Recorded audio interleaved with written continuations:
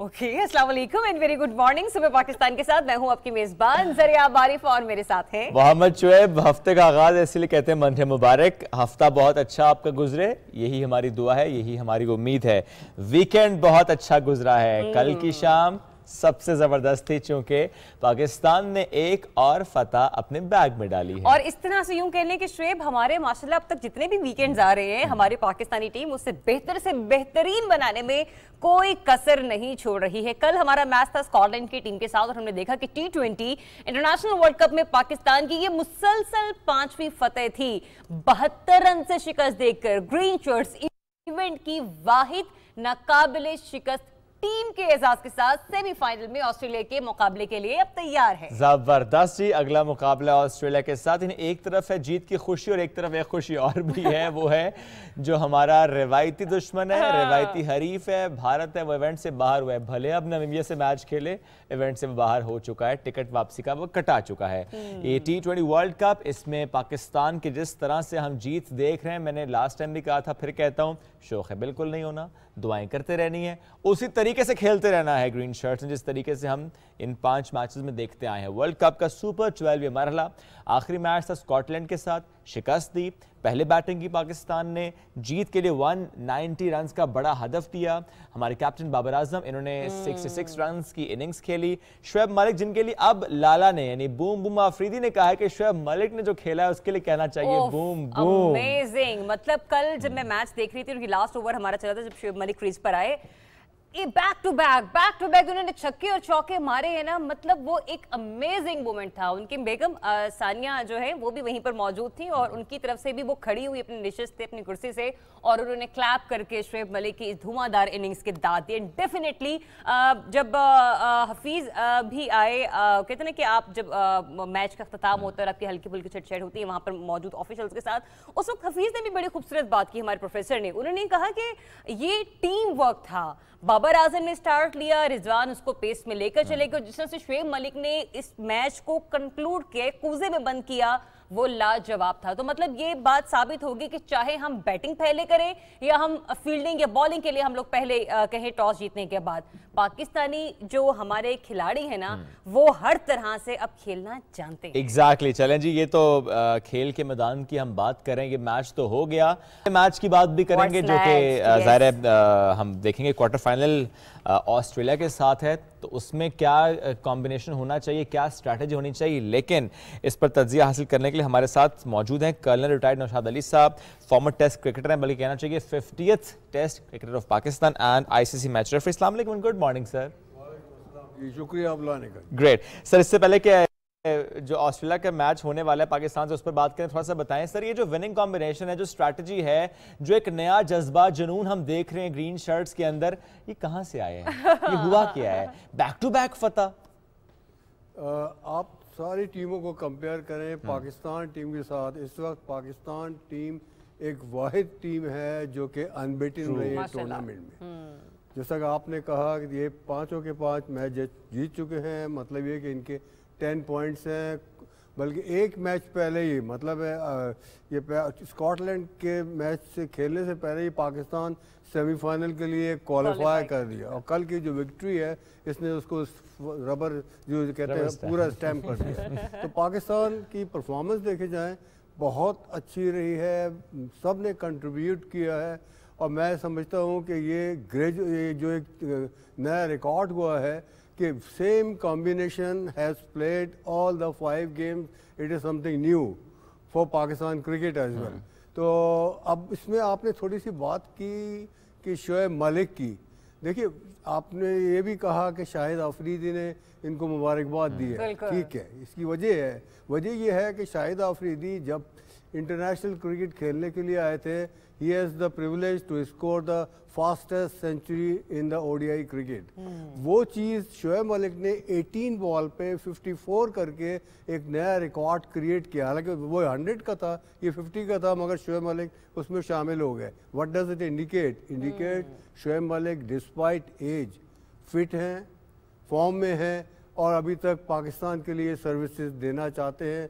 और मैं समझता हूँ कि आपका जो एक फिनिशिंग प्लेयर है उसके लिए उनकी बेस्ट अप्रोच है जहां तक T20 क्रिकेट का ताल्लुक है। अच्छा निशात साहब ये बताएगा, अब आते हैं हमारे सेमीफाइनल की तरफ। सेमीफाइनल के लिए हमारी तैयारी किस कदर आपको भरपूर नजर आ रही है? मतलब बैक टू बैक जो मैचेस है डेफिनेटली वो किसी उसके तारीफ के मोहताज नहीं है, लेकिन कहते हैं कि बड़ा मुकाबला एक महा मुकाबला है जिसके बाद हमने फाइनल के लिए क्वालिफाई करना है। हमारी स्टैंडिंग क्या है और आपकी एक्सपेक्टेशन बतौर पाकिस्तानी, नॉट अ क्रिकेटर, आप कहां देख रहे हैं पाकिस्तानी टीम को? देखिए, ये जो T20 क्रिकेट है, पर्टिकुलरली वर्ल्ड टूर्नामेंट जो है, इसमें एक थोड़ा सा ये होता है कि जो ग्रुप मैचेस होते हैं उसमें आपने लीग बेसिस पे खेलना होता है, माना every team plays with other team as well. लेकिन इसके अंदर जो वर्स्ट पार्ट है वो ये होता है सेमीफाइनल्स। सेमीफाइनल में आपने जितना भी हार्ड वर्क किया होता है उसको आप पीछे छोड़ जाएं। आपने सेमीफाइनल एक स्क्रैच मैच खेलना है, एक ऐसा मैच खेलना है जिसमें आपने एक छोटी सी गलती करनी है तो आप बाहर भी हो सकते हैं, और एक थोड़ी अच्छी परफॉर्मेंस है तो आप क्वालिफाई कर सकते हैं फाइनल के लिए। मैं कहने की कोशिश ये कर रहा हूँ कि यहाँ पर पाकिस्तान टीम ने जो कुछ भी परफॉर्म किया है उसको पीछे छोड़े। Now they have to play semifinal which is a scratch match, या जो हारा it will go back home, चले जाएंगे वो। तो पाकिस्तान का ऑटोमेटिकली सेमीफाइनल जो है ऑस्ट्रेलिया के साथ है। डू नॉट फॉरगेट कि ऑस्ट्रेलिया ये टूर्नामेंट का पहले भी जीत चुका है, ODI भी जीत चुका है बहुत मरतबा, और दे वर फॉर्मेडेबल साइड। जब ये आए थे यहाँ पर दुबई में, UAE में खेलने के लिए, तो इनकी टीम काफ़ी बिखरी हुई थी, कुछ नए खिलाड़ी भी शामिल थे। ग्रेजुअली इन्होंने गेम पिकअप किया और ये अब एक जेल टीम बन गई है। They have qualified for the semifinal as well. अब पाकिस्तान को जो कि एक विनिंग कॉम्बिनेशन के साथ खेला है, थोड़ा सा एडवांटेज है। एडवांटेज इस तरह है पाकिस्तान के लिए, UAE की पिचेस जो है, UAE के ग्राउंड जो है, UAE की कंडीशंस जो है वो एक तरह से सेकंड होम के लिए कंसीडर की जाती हैं। ये मैच आपका दुबई स्टेडियम में होगा, जहाँ पे कि पिच आपने देखा है जिस तरह हमने अभी पास्ट में मैचेस देखे हैं, थोड़ी सी ऑफ द पिच स्लो आती है। तो यहाँ पर वो हर प्लेयर को अपना कंट्रीब्यूट करना होगा, अपने आप को एडजस्ट करना होगा according to the opposition and according to the new conditions as well. जी सर, आप कुछ सवाल लेना चाह रहे हैं? नहीं, आप लीजिए। ठीक है निशात साहब, ये भी बता दीजिएगा कि सेमीफाइनल डेफिनेटली अभी कुछ वक्त है सेमीफाइनल का मैच हमें खेलने में। गो के अगर पाकिस्तान टॉस जीता है तब पाकिस्तान की स्ट्रेटेजी होनी क्या चाहिए, और हमें अगर ऑस्ट्रेलिया के खिलाफ पहले बैटिंग करने का मौका मिल जाता और अगर हमारे कप्तान ये फैसला ले लेते हैं तो हमारे लिए उनके खिलाफ रन्स का कितना बड़ा पहाड़ खड़ा करना बहुत जरूरी होगा? देखिए, सेमीफाइनल है थर्सडे को जी, उससे पहले एक दिन दूसरा सेमीफाइनल है जो कि इंग्लैंड और न्यूजीलैंड के दरमियान खेला जाएगा। अब वो अबू धाबी में होगा, हमारा जो सेमीफाइनल है वो दुबई में होगा। अब यहाँ पर जैसा कि आपने कहा, यहाँ पर पाकिस्तान को एक दोबारा से एक नई बिगनिंग से शुरू करना होगा। अब दुबई स्टेडियम अगर आपने देखा, इसकी रूफ जो है फुली कवर्ड है, दरमियान से थोड़ा सा गैप है। What I am trying to say as a cricketer, as a expert, कि जी वहाँ पर ड्यू के चांसेस लिमिटेड होते हैं, कम होते हैं। तो सेकंड बैटिंग में अगर आपने बॉलिंग करनी है सेकंड, तो इतना डिफिकल्ट नहीं होता है as compare to other stadium like Abu Dhabi हो गया या शारजा। बिल्कुल दे आर ओपन ग्राउंड जहाँ पे कि ड्यू जो है फैक्टर जो है बहुत ज़्यादा कंसीडर किया जाता है, particularly for the night game जो कि सनसेट के बाद शुरू होते हैं जब ड्यू शुरू हो जाती है। तो इस लिहाज से पाकिस्तान ने अपने आप को उसी तरह प्लान करना होगा। अब इनको 3 दिन का गैप मिला है। आई एम प्रेटी श्योर कि इन्होंने 3 दिन में ट्रेनिंग प्रोग्राम बनाया होगा। उसके बाद इन्होंने दुबई स्टेडियम के बाहर भी पिचेज हैं, उसमें जाके इन्होंने प्रैक्टिस करके फाइनल लाइनअप डिसाइड करनी होगी। मैं समझता हूँ कि अगर जिस तरह की अब पाकिस्तान की लाइनअप है, जिस तरह की वर्कआउट कर रहे हैं, अनलेस कि कोई इंजरी होती है या कोई एबनॉर्मल चीज़ होती है और या पिचेस में कोई ऐसा डिफरेंस नज़र आता है लास्ट डे जब टॉस के वक्त पाकिस्तान की यही कॉम्बिनेशन खेले तो बहुत ज़्यादा अच्छा लगेगा। Thank you so much Naushad साहब अपना वक्त देने के लिए। और हम यही कहेंगे कि अभी थोड़ा ये मैच दूर है, थर्सडे को सेमीफाइनल होना है पाकिस्तान और ऑस्ट्रेलिया के दरमियान, लेकिन तैयारी आपने भरपूर करके रखनी है और उम्मीद का दामन हाथ से नहीं छोड़ना है। और दुआएं हमारे बिल्कुल हमारी कौमी क्रिकेट टीम के साथ, और इंशाल्लाह ये जीत भी अपने नाम करेंगे। इंशाल्लाह जी, all the best for the semifinals. जबरदस्त, आगे बढ़ते हैं जनाब। अब ज़रा Abu Dhabi stadium, Dubai stadium से आपको लेकर आते हैं अपने स्टेडियम्स में कि यहाँ पर कौन से मुकाबले हो रहे हैं, यहाँ पर कौन सी टीम्स आई हैं, यहाँ पर कौन कौन आया, किस किस ने ज़बरदस्त कारकर्दगी दिखाई। थर्ड इंटरनेशनल पेसेस कंपटीशन की बात करते हैं। ख़त्म हुआ, आपको याद है जब ये इसका आगाज़ हुआ तब भी आपको हमने बताया था किस मुल्क से कितने कितने प्लेयर्स आए हैं, स्पेक्टेटर्स जो ममालिक हैं उनका जिक्र भी हुआ था। अब ये जो इख्तितामी तकरीब है अयूब स्टेडियम लाहौर में हुई है, रंगारंग तकरीब है। Corps commander Lahore lieutenant general Mohammad Abdul Aziz साहब इस तकरीब के मेहमान खुसूसी थे। जो बैन अक़वामी टीम्स हैं इनकी कैटेगरी में श्रीलंका, इसने गोल्ड मेडल अपने नाम किया। डोमेस्टिक टीम्स कैटेगरी में दिफाई चैंपियंस इंजीनियर्स रेजिमेंटल सेंटर की टीम गोल्ड मेडल जीतने में कामयाब हुई। और जो इंडिविजुअल लेवल पर होता है यानी इनफरादी कैटेगरी, इसमें यूएई के वारंट ऑफिसर मुबारक और इंजीनियर सेंटर के अहमद रजा ने 3.2 किलोमीटर की दौड़ में गोल्ड मेडल अपने नाम किया है। बिल्कुल है सर, ये भी बड़ा खूबसूरत इवेंट था जो कि अपनी तमाम तरानाइयों के साथ इख्तिताम पजीर हुआ। पुलअप्स, एक हमने पुशअप सुने हैं, एक होते हैं पुलअप्स। इस इवेंट में इंजीनियर सेंटर के जो अमजद हैं उन्होंने 967, जिसको कहते हैं 967, इतने पुलअप्स के साथ नया पेसेस चैंपियनशिप का रिकॉर्ड अपने नाम किया है। मतलब 967 एक बड़ा फिगर है।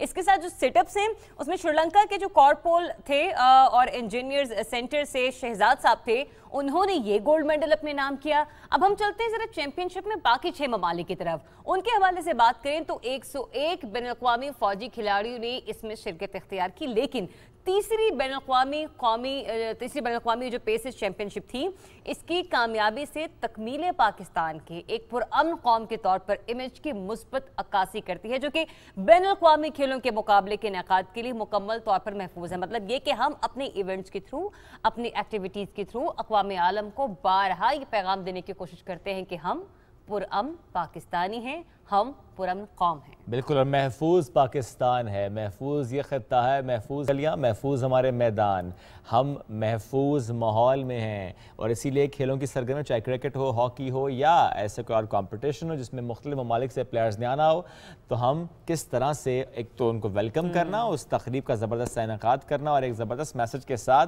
कि हम कितना ज़बरदस्त एक इवेंट ऑर्गेनाइज करते हैं। चलें जी, बढ़ते हैं अब एक बड़ा प्यारा सा शेर है और वो जरा आपकी खिदमत में और हमारे व्यूअर्स की खिदमत में पेश किया जाए कि नहीं, ये सब के लिए है, ठीक है।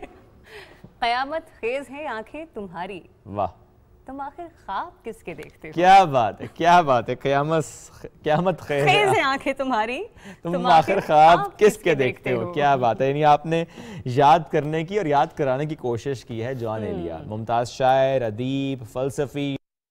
जॉन एलिया मद्दाहों से बिछड़े 19 बरस इनको बीत गए हैं। मुनफरद असलूब के हामिल सैयद हुसैन जॉन असगर नकवी अलमारूफ जॉन एलिया अपने गैर रवायती अंदाज की वजह से खासे मकबूल हुए और उस मुनफरद मिजाज, उनका जो अंदाज़ है उसकी वजह से हमेशा इनको याद रखा जाएगा। दैट इज़ द रीज़न आज हम उनको याद करें। तो अगर हमारे पास कुछ उनके क्लिप्स हैं तो हम ज़रा नाज़रीन को सुनवाते भी हैं। वफा, इखलास, कुर्बानी। अब इन लफ्जों का पीछा क्यों करें हम, अब इन लफ्जों का पीछा क्यों करें हम, हैं बाशिंदे इसी बस्ती के हम भी, हैं बाशिंदे इसी बस्ती के हम भी, सो खुद पर भी भरोसा क्यों करें, सो खुद पर भी भरोसा क्यों कर, हमारी ही तमन्ना क्यों करो तुम, हमारी ही तमन्ना क्यों करो तुम, तुम्हारी ही तमन्ना क्यों करें जी। तो जॉन के जो अशार हैं वो हर ज़बान ज़द-ए-आम हैं और इसके साथ साथ हमारी जो यंग जनरेशन है, हमारा जो यूथ है, वो भी जॉन एलिया के जो अशार है उनको अपनी शायरी का हिस्सा बनाती है। एक वक्त होता था कि जब हम वो कीपैड वाले मोबाइल फ़ोन यूज़ किया करते थे तो उसमें सिग्नेचर टाइटल रखने का बड़ा रुझान हुआ करता था, बड़ा एक इम्पैक्ट हुआ करता था। उस वक्त जो जॉन के अशार के कुछ क़तात होते थे ना, वो आखिरी मिसरे, वो आखिरी जो हर्फ होते हैं वो लोग कुछ रखा करते थे, लेकिन जॉन आज भी बहुत पसंद किए जाते हैं। लेकिन अब आपको लेकर चलते हैं चाइना, जहां बीजिंग में मौसम सरमा की पहली बर्फबारी हुई है और हर सू सफेद चांदी ही चांदी हो रही और है। जबरदस्त ये विजुअल है। वैसे भी जहाँ जहाँ ये पहली बर्फबारी होती है उसका कुछ नज़ारा बड़ा अलग सा ही होता है, और इसीलिए हम जरा बीजिंग के मनाजिर आपको दिखा रहे हैं। तो पाकिस्तान में भी कई ऐसे मकामात हैं जहाँ पर जब बर्फबारी हो रही है तो बड़ा खूबसूरत सा एक विजुअल है। लेकिन जो वहाँ के रहने वाले होते हैं, अगर हम उनकी बात करें तो ज़िंदगी थोड़ी सी टफ ज़रूर होती है, चैलेंजिंग ज़रूर होते हैं, चूँकि ये बर्फबारी की वजह से गुजर बसर खासा मुश्किल हो जाता है। बट एनीवेज फेस्टिविटी के तौर पर ज़रूर इसको लिया जाता है कि जब बर्फबारी हो रही है और उसका जो विजुअल है बड़ा पावरफुल होता है। कोशिश करेंगे, चाइना तो ना सही, यहाँ पे किसी जगह आपको जरूर लेकर चलें बर्फबारी में, देखते हैं जरा आप कितने ठिठुरती हैं वहाँ जाकर। मरी में बर्फबारी होती है हर साल पाकिस्तान में। अच्छा। और कोशिश करेंगे कि हम लोग अपने व्यूअर्स को, क्योंकि हम लोग टूरिज्म पर कुछ रिपोर्ट्स बनाते हैं, हम लोग घूमने फिरने के हवाले से कुछ रिपोर्ट्स बनाते हैं, तो किसी दिन सुबह पाकिस्तान की टीम जो है वो ज़्यादा दूर नहीं, इधर मरी ही चली जाए और वहाँ पर जाके हम मरी के जो बर्फबारी के विजुअल्स हैं वो रिकॉर्ड करके लाएं। क्योंकि हर साल ये ब्रेकिंग्स बनती हैं कि लोग बर्फबारी देखने के लिए तो आ रहे हैं, लेकिन एक लंबी क्यू होती है, एक लंबी कतार होती है कि लोगों को खड़ा होना पड़ता है, ट्रैफिक जैम हो जाती है और होटल्स के रेट बढ़ जाते हैं। ऐसा क्यों होता है और इसकी वजूहात क्या होती है? सयाह आते जरूर हैं लेकिन उस तरह से एंटरटेन नहीं हो पाते, तो उनकी मुश्किल पे भी शायद चल के मेरे ख्याल में हमें जाना चाहिए। बिल्कुल ठीक है जरियाब, आप जरूर मरी जाइएगा, ये सारी रिपोर्ट्स बना के लेकर मैं तो चाइना जा रहा हूँ। अच्छा चलिए, मोस्ट वेलकम। नहीं वेलकम आपने ऐसे कि आप बीजिंग में बैठी हुई हैं, कोई वेलकम वेलकम नहीं, आप इधर ही हैं और आप जा रही हैं मरी अब रिपोर्टिंग करने के लिए। वैसे आपको कहा किसने कि आप चाइना जा रहे हैं? मुझे बताया कि मैं चाइना जा रहा हूं। उसने बताया, उसने फिर आपको शायद ये नहीं बताया होगा कि मैं भी जा रही हूं। एनीवेज आगे नहीं, कोई नहीं बताया, कोई नहीं, उन्होंने कहा सर आप कोई नहीं चाइना जा रही। अच्छा बहरहाल हम सब चाइना में इस वक्त हैं, भला कैसे? यानी हर पाकिस्तानी चाइना में है, भला कैसे? क्योंकि मेड इन पाकिस्तान का चर्चा है। हमारे जो हैंडीक्राफ्ट्स हैं, ज्वेलरी है, कार्पेट्स हैं, बहुत से ऐसी मसनूआत उन्होंने CII 2021 में धूम मचाई है। जबरदस्त एक्सपो इस वक्त वहां पर हो रही है। 5 से लेकर 10 नवंबर तक शंघाई में मुनक्किद होने वाली दुनिया की सबसे बड़ी दरामदी थीम पर मुश्तमिल चौथी चाइना इंटरनेशनल इंपोर्ट एक्सपो। इसमें पाकिस्तानी दस्तकारी, जेवरात, ज़राई मसनूआत, इनकी पजीराई हो रही है। तो अगर जाना है जरिया तो 10 से पहले जाना है। बल्कि कि पाकिस्तानी हैंडीक्राफ्ट है, जरा मैं लोगों को थोड़ा सा आसान अल्फाज में समझा दूं कि जो घरेलू दस्तकारी जिसे हम हैंडीक्राफ्ट कल्चर कहते हैं ना, ये उसकी पजीराई वहां पे की जाए। क्योंकि हमारा जो हैंडमेड कल्चर है, जो हमारे जेवरात हैं, जो हमारे बर्तन हैं, जो इस तरह तमाम चीजें हैं, उन्हें वहां पर एग्जीबिशन में रखा गया। तो वहां पर 127 ममालिक और खित्तों के 3000 से ज्यादा कारोबारी इदारे और कॉर्पोरेट कंपनियां इस साल के एक्सपो में अपनी जो प्रोडक्ट्स हैं उनको नई टेक्नोलॉजीज के साथ इंट्रोड्यूस करवा रही हैं। और उनमें से एक माशाल्लाह पाकिस्तान है। और हम उम्मीद करते हैं कि पाकिस्तान जो है वो वहां के लोगों को अपनी तरफ न सिर्फ उनकी तवज्जो मरकूज करे, बल्कि हम ये भी कहेंगे इसमें कामयाबी सरमायाकारी के पॉइंट ऑफ व्यू से पाकिस्तान से मिले। तो पाकिस्तानी हाथ से बना जो ऊन का कालीन है वो वहां पे इंतहाई आला और उम्दा मयार का पेश किया गया है और 40 से 50 साल तक इसे इस्तेमाल किया जा सकता है। अच्छा, ना सिर्फ ये कालीन ज्वेलरी बल्कि हमारा हिमालयन पिंक सॉल्ट, इसके लैंप्स भी वहाँ पर तवज्जो का मरकज़ है, जो कि दुबई एक्सपो में भी तवज्जो के मरकज़ थे, अब चाइना में भी तवज्जो के मरकज़ हैं। थोड़े स्टैट्स आपके सामने रखने बहुत ज़रूरी है, बिकॉज ये खबर मुझे बहुत अच्छी इसलिए लगी कि देखिए किस तरह पाकिस्तान अपना माल अब एक्सपोर्ट कर सकता है। चाइना कस्टम्स के मुताबिक 2021 की पहली 3 तिमाही में पाकिस्तान की चीन को जो बरामदात हैं वो $2.52 बिलियन थी, जो कि तकरीबन 76% की सालाना तरक्की है। पाकिस्तानी कारोबारी हजरात के लिए अपनी इक्तिसादी मौजूदगी को बेहतर बनाने के लिए FTA फेज़ 2 की मौसर सहूलत को जाहिर किया गया है। तवक्को ये है कि 2021 जो कंप्लीट होगा तो ये जो फिगर है तकरीबन $3 बिलियन के संगे मील को अबूर कर लेगी। चलें, इतना एक्सपो हो रहा है, इतनी मसनूआत की बात हो रही है कि वो उनको डिपिक्ट किया जाता है, बड़ा अहम होता है ये, स्पेशली आर्टिस्ट के लिए बड़ा अहम होता है। तो एक ऐसा ही लोक मेला 2021 इस्लामाबाद में सजा, लोक विरसा में सजा। कहा था आपसे वहां जाएंगे, आपको पूरा लोक विरसा यानी लोक मेला 2021 आपको दिखाएंगे। कौन सा पवेलियन कैसा सजा, किस पवेलियन में हमने जाकर सबसे ज़्यादा एंजॉय किया। तो कल ख़त्म हो गया रात 10 बजे, लेकिन ये पूरा हफ्ता बहुत ज़बरदस्त रहा, बहुत शानदार। एक तो कॉन्ग्रेचुलेशंस उन तमाम पवेलियंस लगाने वालों को। तो मैं और Zariyab along with our team हम वहाँ पर गए, बड़ा एंजॉय किया। आपके लिए मुख्तलिफ सेगमेंट्स हमने वहाँ से रिकॉर्ड किए हैं, तो कोशिश करते हैं आपको ज़रा दिखाएं इसी शो में कि लोक मेला 2021 की रंगीनियाँ, रौनकें कैसी थी। So please enjoy.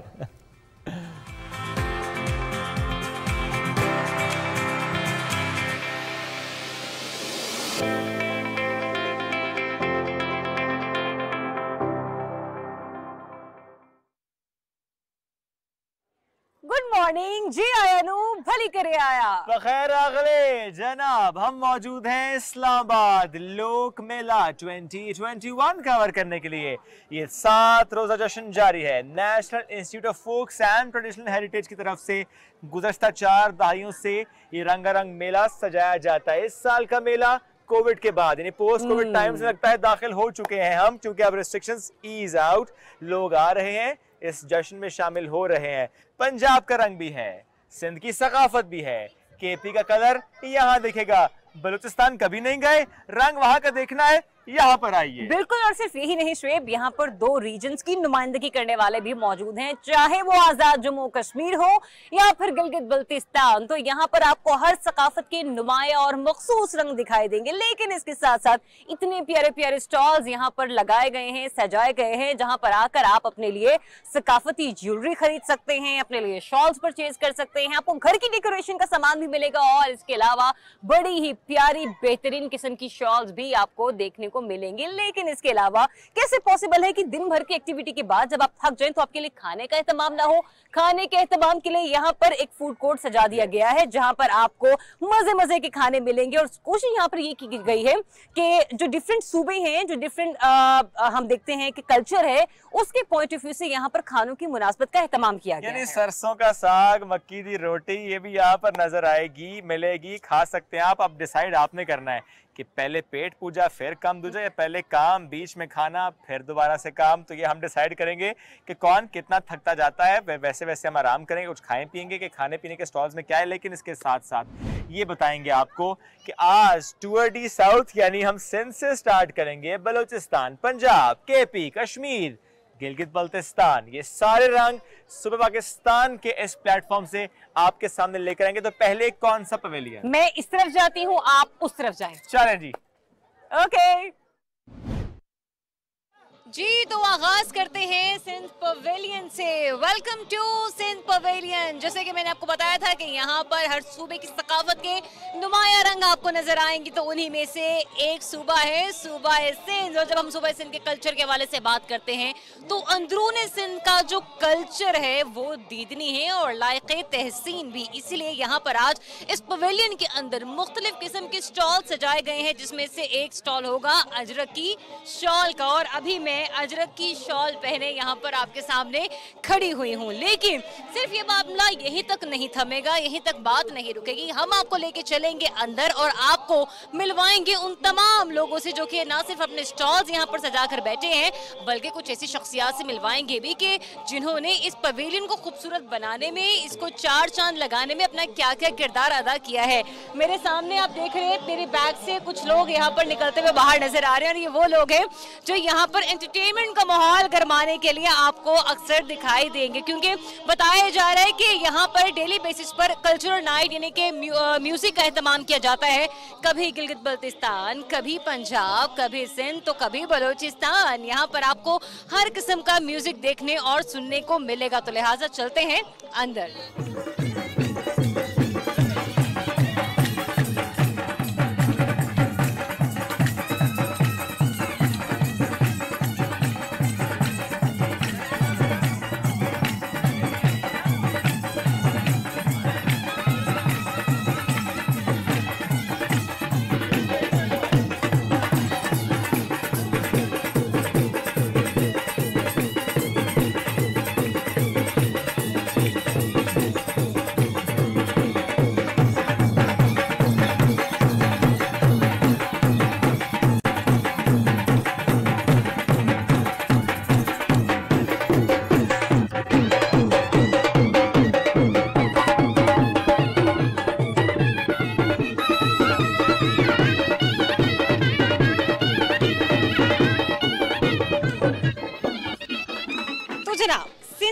लगे हुए जो स्टॉल्स हैं उनमें सबसे पहले हमने इंतखाब किया रली का। रली जो है वो पतली सी एक रज़ाई होती है, क्योंकि सिंध में ठंड ज़रा कम पड़ती है बाकी सूबों की निस्बत, इसलिए यहाँ के लोग जो है वो ख़ुद को हरारत के हवाले से थोड़ी सी गर्मी महसूस करने के लिए, सर्दियों का मौसम गुजारने के लिए इस किस्म की रज़ाइयों, इस किस्म की चादरों का इस्तेमाल करते हैं।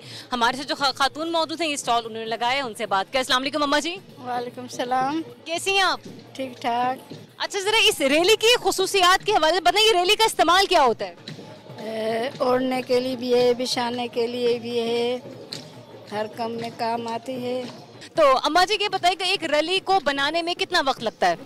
इसमें 2-3 बैठती है ना, एक काटती है, एक सीती है, इनमें 2-4 दिन लगते हैं। दो औरतें बनाते हैं। तो एक रली को बनाने में 2-4 दिन लगते हैं और 2 औरतें बनाती हैं। आपको लगता है कि आप जितनी मेहनत से बनाती हैं आपको पैसे भी उतने हिसाब से मिलते हैं अच्छे? हाँ, अच्छे मिलते हैं ना। फिर अभी तो सेल नहीं हुई है। अच्छा, कम सेल है। अच्छा, अभी उस तरह से रली सेल नहीं हुई है। चलिए, हमारी दुआ है कि जितनी मेहनत से आपने रलियाँ बनाई हैं लोगों को दिखाएं और उसको पसंद आए तो आए ना लोग सारे। बिल्कुल। अम्मा जी अपनी एक रली खोलकर दिखाएं जरा। ये रली जो है ये मुझे बता सकती हैं ये क्या कीमत है इसकी? इसकी कीमत है 1000-1200। अच्छा, 1000-1200। डबल बेड की है 2000 से 2 तक की एक साथ। अच्छा, तो ये पूरी ये रली है जो अम्मा जी ने बड़ी मेहनत से बनाई है और वो स्टॉल यहाँ पर लगा के बैठी हैं। तो वो लोग जो इसको खरीदने की इस्तात रखते हैं, ऐसे लोगों की ज़रूर मदद करें जो इतनी दूर से यहाँ पर पहुँचें और आके इन स्टॉल्स की सूरत में अपने लिए रोज़गार के मौके तलाश करें। तो ये रली 1200 से 2000 रुपये में यहाँ पर अवेलेबल है और आप आके इस लोक मेले में इसे ले सकते हैं, ख़रीद सकते हैं। बहुत शुक्रिया अम्मा जी। आगे चलते हैं चूँकि हम सिंध की सकाफ़त की स्पेशलिटी के हवाले से बात कर रहे हैं तो अब आपको एक नए और मुनफरिद स्टॉल की तरफ लिए चलेंगे। हम माएँ, हम बहनें, हम बेटियां, कौमों की इज्जत हमसे है। और ये कहना इसलिए गलत नहीं है कि जब मैं सिंध के पवेलियन में दाखिल हुई, मैंने पहला स्टॉल जो आपसे इंट्रोड्यूस करवाया, वहाँ पर एक खातून बैठी हुई थी जिन्होंने हाथ से बनी हुई रलियाँ आप लोगों के लिए आपकी खिदमत में पेश कर रखी थी। अब भी जब मैं एक स्टॉल पे पहुंची, यहाँ पर भी एक खातून एक अम्मा जी मौजूद हैं जो कि सूखे हुए खजूर के पत्तों से टोकरियाँ और उसके अलावा दीगर रोज़मर्रा के इस्तेमाल की जो अशिया है वो बना रही हैं। तो उनसे थोड़ी सी बात कर लेते हैं। अस्सलाम वालेकुम अम्मा जी। वालेकुम सलाम। मुझे बताती हैं आप क्या बना रही हैं? हेमा हाट पर बना रही हूँ, पिंडियाँ बना रही हूँ, फ्लावर बास्केट बना रही हूँ, पेन होल्डर बना रही हूँ और उनके अलावा गुलदान बना रही हूँ। बहुत सारा कीमती शय है जिसमें खजूर के है। अम्मा जी जो अभी आप बना रही हैं ये क्या है? ये फ्रूट बास्केट है। और इसकी कीमत क्या है? इसकी कीमत है 500 रुपया। अब तक कितनी फ्रूट बास्केट जो हैं वो यहाँ से खरीद के ले गए लोग काफ़ी फ्रूट बास्केट खरीद कर सकती है। अच्छा, और 500 रुपये आपकी नज़दीक मुनासिब कीमत है किसकी? हाँ, मुनासिब कीमत है। चले अम्मा जी, आप ये अपना काम जारी रखें और हम यहाँ से उठते हैं और चलते हैं। ज़रा मैं अपने कैमरामैन से कहूँगी कैमरा पैन करो, दिखाएं कि कितनी खूबसूरती के साथ इन्होंने यहाँ पे ये फ्रूट बकेट्स बनाई हैं। इसके अलावा रोटी रखने के लिए जिसे हम छावड़ी कहते हैं, ये भी इन्होंने यहाँ पर बना के रखी हुई है। कुछ ये बकेट्स हैं जिन्हें आप अपने रूम में, ड्राइंग रूम में या लाउंज में रख सकते हैं। कुछ रोज़मर्रा इस्तेमाल की अशिया आप इसके अंदर आराम से रख सकते हैं। इसके अलावा भी बहुत सारा सामान यहाँ पर तैयार कर रही है और आप उसे खरीद भी सकते हैं। अब आगे चलते हैं, देखते हैं कि मजीद इन स्टॉल्स के अलावा और कौन कौन से स्टॉल्स यहाँ पर सजाए गए हैं।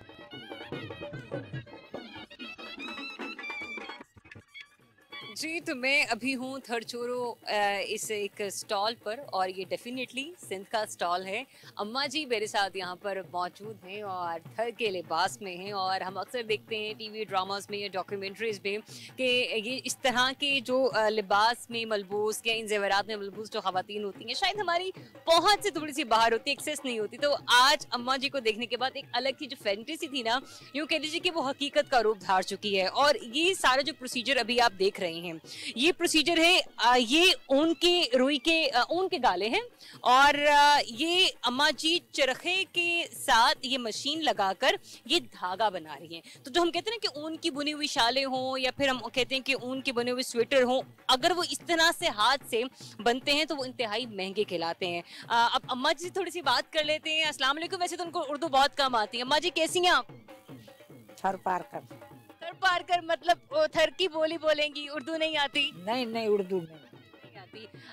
थोड़ा सा बता सकती हैं ये काम कितना मुश्किल है या आसान है?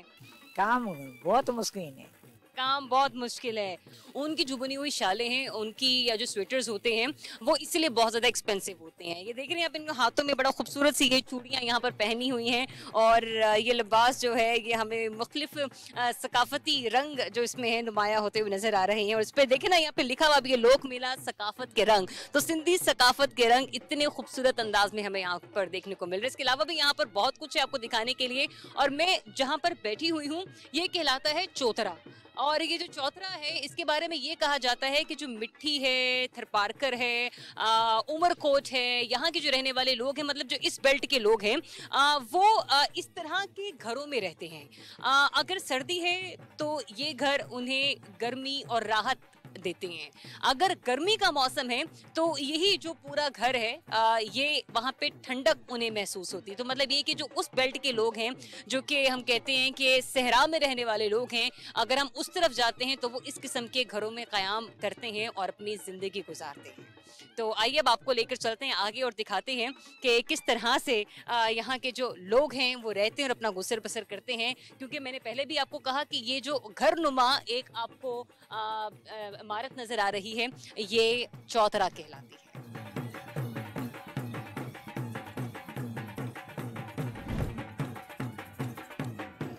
भाई वाह, क्या कहने, हमारी खवातीन, पाकिस्तानी खवातीन, बिलखुसूस सिंधी खवातीन किसी से पीछे नहीं है, किसी से कम नहीं है। मैं जहाँ जाऊँ ये खवातीन मुझे अपनी तरफ खींच लेती हैं। और अभी भी मैं एक स्टॉल पर मौजूद हूँ जहाँ पर ये रेशमी शॉल जो हैं वो तैयार की जा रही हैं। हमारे यहाँ खवातीन इनको ना सिर्फ कुर्तों पर इस्तेमाल करती हैं बल्कि हम ये भी कहते हैं कि ये जो शॉल्स हैं वो इस्तेमाल करती हैं अपनी वेस्टर्न सूटिंग के साथ भी। और इस्लामाबाद का तो मौसम वैसे ही बड़ा ठंडा होता है, तो ये जो प्यारी प्यारी शॉल्स हैं, गरम गरम शॉल्स हैं, आपको बड़ी खूबसूरत गरमाइश और बड़ा कूजी कूजी सा इफेक्ट देती हैं। तो यहाँ पर एक मेरी प्यारी बहन मौजूद है, जरा उनसे बात कर लेते चलें। इससे पहले कि इनके काम में खलल ना पड़े, मुझे थोड़ा सा देख के अपने लिए जगह का इंतखाब करना होगा। अस्सलाम वालेकुम, क्या बना रही हैं आप? सलाम, मैं इस वक्त शॉल बना रही हूँ। ये कौन सी शॉल कहलाती? क्योंकि अभी तो मैंने अजरक पहनी, सिंध का ये रंग तो बहुत कम लोग जानते हैं। ये सिंधी सकाफत पहले ये जो है बहुत सालों से चलती आ रही है और यही मैं बनाती हूँ। ये रेशमी शॉल है? नहीं, कॉटन में है। रेशमी भी बनाती हूँ और ये इस वक्त जो मैं बना रही हूँ कॉटन में ही है। अच्छा, तो एक शॉल को बनाने में कितना वक्त लग जाता है? 3 दिन लग जाते हैं। बड़ी मेहनत का काम है ना, पूरा जो है हाथ से और पाँव से होता है, तो 3 दिन लग जाते हैं। अच्छा, तो ये बता रही हैं कि हाथ और पाँव दोनों की मेहनत लगती है तब जाकर ये शॉल्स रेडी होती हैं। जरा आप ही दोबारा से चलाएं इस मशीन को ताकि हम जरा शॉट ले सकें कि किस तरह से एक ही साथ साथ हाथ और पैरों का इस्तेमाल करके इस शॉल की बुनाई की जाती है।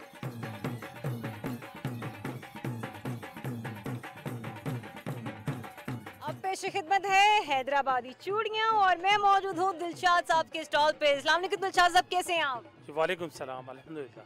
बताइएगा जरा क्या खासियत है इन हैदराबादी चूड़ियों की? इन चूड़ियों की खासियत ये है, ये तो सबसे पहले बात ये है कि ये अलग होती हैं सबसे, और दूसरी बात ये कि इसकी जो डिज़ाइनिंग है वो अपने अंदर अपनी ही ग्रेस रखती है। जबरदस्त। अच्छा, इसमें सबसे ज्यादा लोग कौन सी चूड़ियों को पसंद करते हैं? यहाँ पे जब आते हैं तो कौन सी ज्यादा बिकती हैं? सारी बिकती हैं अल्हम्दुलिल्लाह। सारे कलर्स जितने भी हैं सब खूबसूरत हैं और सब अपनी अपनी जगह पर जो है एक अट्रैक्शन रखती हैं। एक चूड़ी होती है जिसको कहते हैं मीने वाली चूड़ी, वो चूड़ी कौन सी है? अच्छा, तो इसे हम मीने वाली चूड़ी कहते हैं। अच्छा, और मेरे उम्र की लड़की, क्योंकि हर उम्र की लड़कियों के लिए चूड़ियों की खासियत मुख्तलिफ होती है, शादीशुदा जोड़ों के लिए अलग होती है, अम्मी की उम्र की खवातीन के लिए कुछ और होती है। मेरी अभी शादी नहीं हुई तो मैं कौन सी चूड़ी पहनूं? अच्छा, ये मल्टी कलर की चूड़ियाँ ये मैं पहन सकती हूँ, ये बड़ी प्यारी चूड़ियाँ लग रही हैं। जरा कैमरामैन से कहूँगी जरा जूम करे। अरे ये तो मेरे ड्रेस के साथ भी मैचिंग हो रही है और बड़ी प्यारी। क्या दर्जन है ये चूड़ियाँ? 200 का। अच्छा, 200 का ये सेट है, जबरदस्त। जरा ये चूड़ियाँ तो पहनाएं दिलशाद साहब।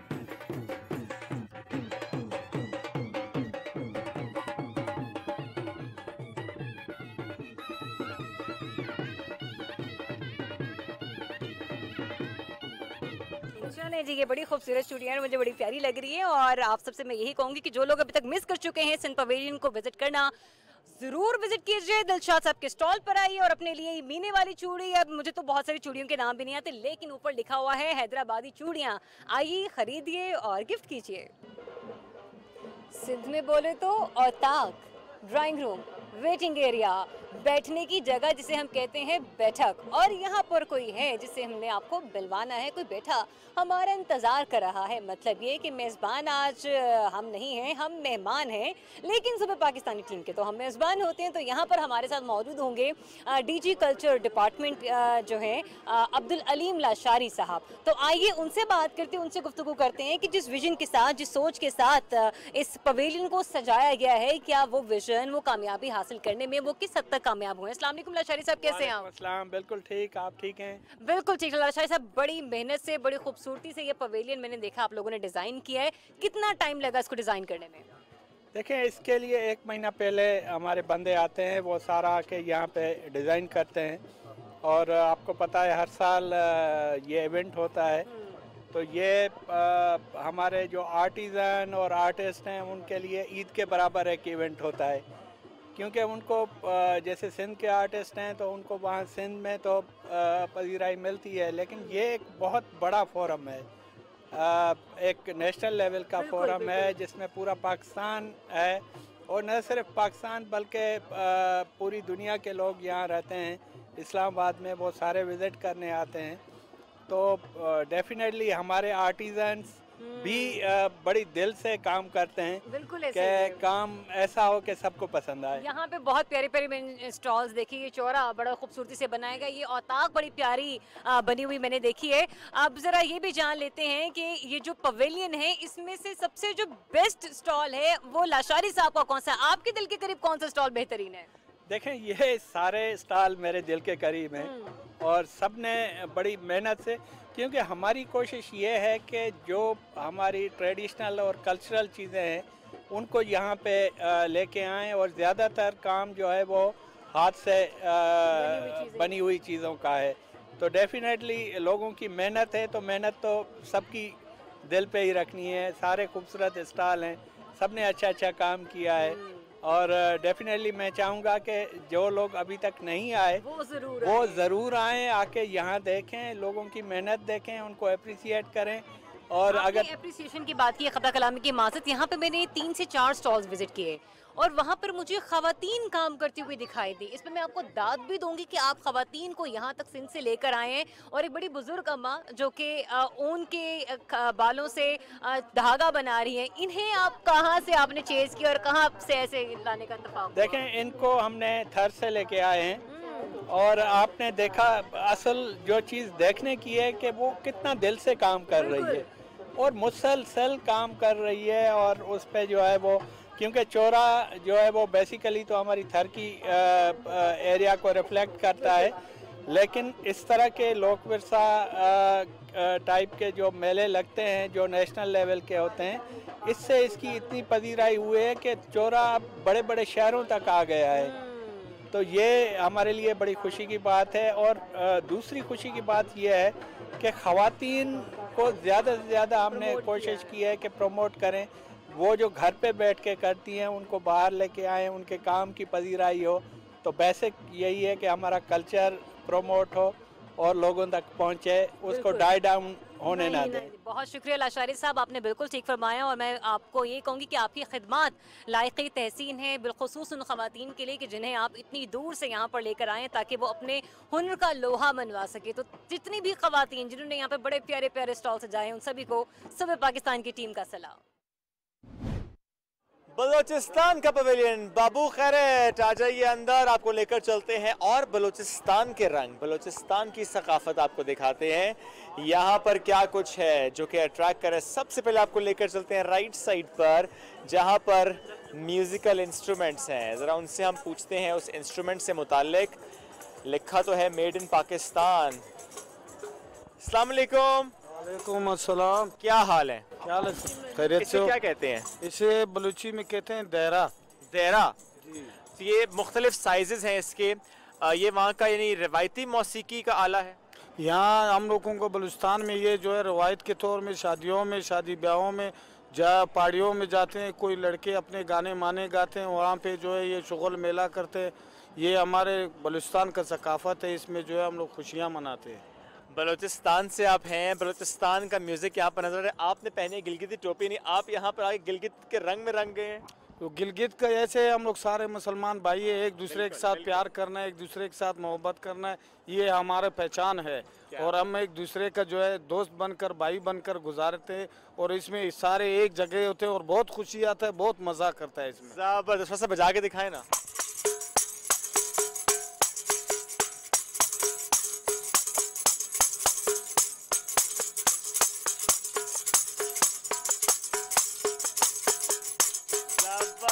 Thank you. अच्छा, इसमें डिफरेंट साइजेस हैं जनाब। ये छोटा सा इनके पास था, ये देखिए थोड़ा सा ये बड़े साइज का है, और इसी तरह से छोटी छोटी ढोलक भी है। चलते हैं जनाब आगे। तो यहाँ पे इंफॉर्मेशन डेस्क भी है, लेकिन मैं आपको लेकर जाना चाह रहा हूँ यहाँ का जो एक मुख्तलिफ सा हुजरा है जहाँ पर बैठे हैं, और वहाँ पर लगता है ये है कि गपशप सी हो रही है। ज़रा उनसे पूछते हैं कि वहाँ पर क्या हो रहा है। अच्छा, तो म्यूज़िक का इंतज़ाम लगता है सारा का सारा यहाँ पर है। अस्सलाम वालेकुम, क्या हाल है? मैं आ सकता हूँ? ओके, तो यहाँ पे क्या म्यूजिक का इंतजाम है? ओके, आ जाइए जी, थोड़ा सा चलते हैं अंदर। ओके, क्या नाम है आपका सर? शेहान। शेहान, तो आप लोग यहाँ पे म्यूजिक के लिए हैं? जी जी, म्यूजिक। कब परफॉर्मेंस हो रही है या सिर्फ कल्चरल नाइट के लिए तैयारी है? आज तो नाइट के लिए तैयारी है, पहले तो शुक्र अच्छा, वैसे भी शुगल मेला हो रहा है? हाँ, हो रहा है। तो क्या परफॉर्म करने वाले हैं आज? आज अल्लाह खैर करे, जो बलूची निज़ाम है और हमारे इंशाल्लाह करेंगे। अच्छा, जिस जगह हम बैठे हैं से क्या कहते हैं जो स्पेशली आपने इस तरह एक चादर सी लगाई है? ये सर हमारे बलूची जो घर होता है, हमारा बलूची घर जातों में ये ही होता है। अभी तो शुक्र अल्हम्दुलिल्लाह शहर बनी हुई है, बंगला बनी हुई है। ये हमारा सकाफती जो देहाती हिसाब किताब है, ये झोपड़ी बनाते हैं। देहात में झोपड़ियाँ ऐसे होती हैं? ऐसे होते हैं, इस तरह साइड से खुली होती है? साइड से ज़्यादातर जो मौसमी लिहाज से बंद भी करते हैं। अच्छा, ज़्यादातर खुला गर्मी हो तो खुला होता। ठीक है, चले अब जरा ज़बरदस्ती आपकी आज कल्चरल नाइट हम देख रहे हैं यहाँ पर 7 रोज़ा ये मेला जिसका इनेकाद किया गया है, और उसमें हम देखते हैं कि पहला जो दिन था वो गिलगित बल्तिस्तान के नाम था, उसके बाद हमने KP की कल्चरल नाइट देखी। इस तरह हर रोज़ मुख्तलिफ सकाफ़तें हमें नज़र आई। चलें जी, बढ़ते चलते हैं आगे, और अब मैं आपको लेकर चलता हूँ एक ऐसे स्टॉल पर जहाँ पर टेबल रनर्स भी हैं, बेड शीट्स भी हैं, जैकेट्स भी हैं, और बच्चों के कपड़े भी हैं। चलें जी, इस तरफ आते हैं और मैं आपको ज़बरदस्त चीज़ दिखाता हूँ। अच्छा, तो ये क्या चीज़ है? ये वॉल हैंगिंग है, वॉल हैंगिंग दीवार पे लगाने वाला। वॉल हैंगिंग, अच्छा, आप टेबल रनर्स भी हैं आपके पास? इस तरह की है, टेबल रनर्स भी हैं, वॉल हैंगिंग्स भी हैं, चादरें भी हैं, और इस तरह ये भी वॉल हैंगिंग्स हैं। चलें एक और शॉप वहाँ पर आपको लेकर चलते हैं जहाँ से ये पगड़ी मैंने पहनी है। आपको यहाँ की सकाफत दिखाने के लिए थोड़ी जगह दे दीजिएगा। ओके जी, आ जाइए, यहाँ पर चलते हैं आगे। ख़वातीन के भी यहाँ पे मुख्तलिफ जो ड्रेसेस हैं वो डिस्प्ले हुए हैं, बलोची कल्चर। अस्सलाम वालेकुम सर। नहीं, मैं नहीं। अच्छा, कोई बात नहीं, चलें आ जाते हैं। अस्सलाम वालेकुम। वालेकुम अस्सलाम। कैसे हैं भाभी आप? शुक्र अल्लाह का। हाँ। अच्छा, मुझे प्लीज़ ये बताइएगा, ये जो वास्केट मैंने पहनी है, ज़रा बलोची कल्चर है ये, इसकी ये हैंडमेड होती है? जी बिल्कुल, ये हैंडमेड भी होती है और ये मशीन पे बना हुआ है, लेकिन मशीन पे भी जो है ये फ्रेम में डालते हैं उसको, ऐसे पाँव से भी मशीन ऐसे चलाते हैं, हाथ से भी ये इस तरह बना हुआ है। तो इसकी तैयारी में कितना वक्त लगता है? ये 1 हफ्ता लग जाता है इसमें। हफ्ता लग जाता है। क्या कीमत होती है इसकी बलोची वास्केट? ये 2500 की, 2500, 3500, 3000 की मुख्तलिफ है। ठीक है, थोड़ा सा मैं इस तरफ आके आपको दिखाता हूँ जनाब, एक बड़ी ज़बरदस्त चीज़। ये देखिए, ये ख़वातीन का रिवायती लिबास है। अच्छा, ये ज़रा बताइए, ये हैंडमेड होता है, ये भी मशीन से बनता है? ये हैंडमेड है। ये देखिए, ये सारा, ये इसको 25 साल हो गए, इसका एक शीशा भी नहीं निकला। 25 साल पुराना है। ये हम ऑर्डर पे बनाते हैं। अच्छा, ये 25 साल पुराना है? जी, ये जो है 2 साल लगते हैं इसको बनाने में। और ये ज़रा 2 साल बहुत मेहनत। अच्छा, इसमें एक स्टाइल होता है, यहाँ पॉकेट्स होती हैं, क्यों? ये जो है बस शुरू से ऐसे बनी हुई, सदियों से ये इसी तरह ही बनते हैं। बलोची सूट इसी तरह बनते हैं। ठीक है, और कीमत क्या होती है इसकी? इसकी 1.5 लाख है। 1.5 लाख का तक, क्योंकि ये 2 साल लगते हैं इसको बनने में। ओके, मेहनत बहुत ज़्यादा है, 1.5-2 साल लगते हैं इस एक ड्रेस के बनने में। लेकिन आप देखें उन्होंने कहा 25 साल पहले का भी ड्रेस है तो ख़राब नहीं हुआ। इस कदर मजबूती से काम हुआ है, इस कदर नफासत से काम हुआ है, तभी उसकी कीमत इतनी ज़्यादा है। तो हमने दिखाया आपको बलोचिस्तान का रंग, चूँकि वक्त बड़ा कम है, बड़ा मुख्तसर है, इसलिए हमारी कोशिश है सारे पवेलियंस आपके सामने लेकर आते चले जाएँ। सिंध आपको दिखाया ज़रियाब ने, बलोचिस्तान में ज़रा और आगे बढ़ते हैं।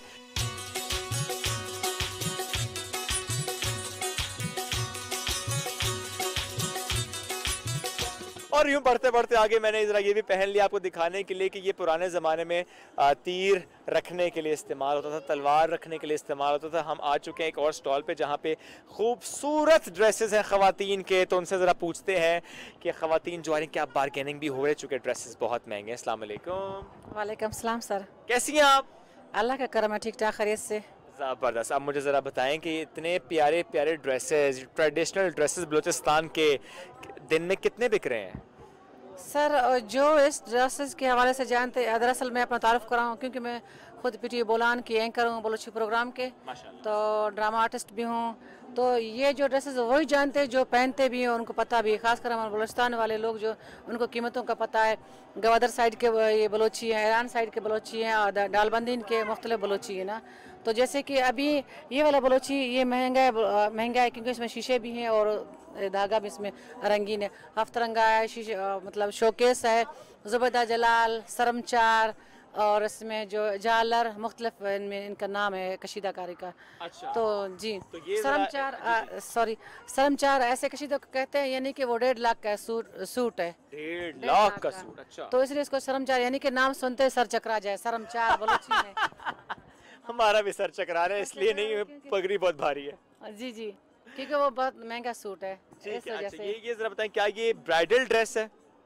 जी हाँ, ये दुल्हनों वाला ड्रेस है। इसको ना दुल्हनों के लिए इस्तेमाल किया जाता है, वैसे फंक्शनों में भी इस्तेमाल किया जाता है। ये मतलब इसकी मतलब हमें ये इस्लामाबाद को देख के हमने इसकी कीमतें बहुत कम कर दी, क्योंकि यहाँ के लोग जो है ना जानते नहीं हैं। अगर ये बलूचिस्तान में होते किसी भी मतलब इसके शहर में, जैसे कि कोयटा है और जैसे हमारे बहुत सारे और शहर हैं, खुशदार है, नसीराबाद, जाफराबाद, जलमक्सी, हर शहर में ना इनकी कीमतों को उनको खुद ही पता है। अभी हमारे कुछ बलूचिस्तान की लड़कियाँ आई थी, स्टूडेंट थी, वो डायरेक्ट उन्हीं कपड़ों के पास आई जो बहुत महंगी तरीन कपड़े हैं, लेकिन ये इस्लामाबाद वाले उनको पता नहीं है, बस ऐसे हाथ रखते हैं कि ये कितने का है, कितने का। जब बोलते हैं 10,000 यहाँ, तो कहते अच्छा 10,000। मैंने कहा तो हल्के वाले कपड़े पे हाथ रखा है आपने। आप उस पर देखें जो 50,000 के सूट भी हैं। सबसे महंगा सूट कितने का? वो आखिर 1.5 लाख का है, यहाँ पे नहीं है वो। अच्छा, अब मुझे बताएं कि ये जो 1.5 लाख का सूट है, बलूचिस्तान से मुताल्लिक तो हम ये सुनते आए हैं पसमानदगी है, हम तो ये सुनते हैं गुर्बत है। तो क्या ये गुर्बत पसमानदगी वाले इलाकों में लाख रुपए का सूट ये नॉर्मल सी बात है? सर किसने कहा बलूचिस्तान पसमानदा है, किसने कहा बलूचिस्तान गरीब है? बलूचिस्तान अपने जो मादनियात के हवाले से माला माल है। बलूचिस्तान में किसी चीज़ की कमी नहीं। बलूचिस्तान के लोग जो हैं माशाल्लाह बड़े दिल रखते हैं।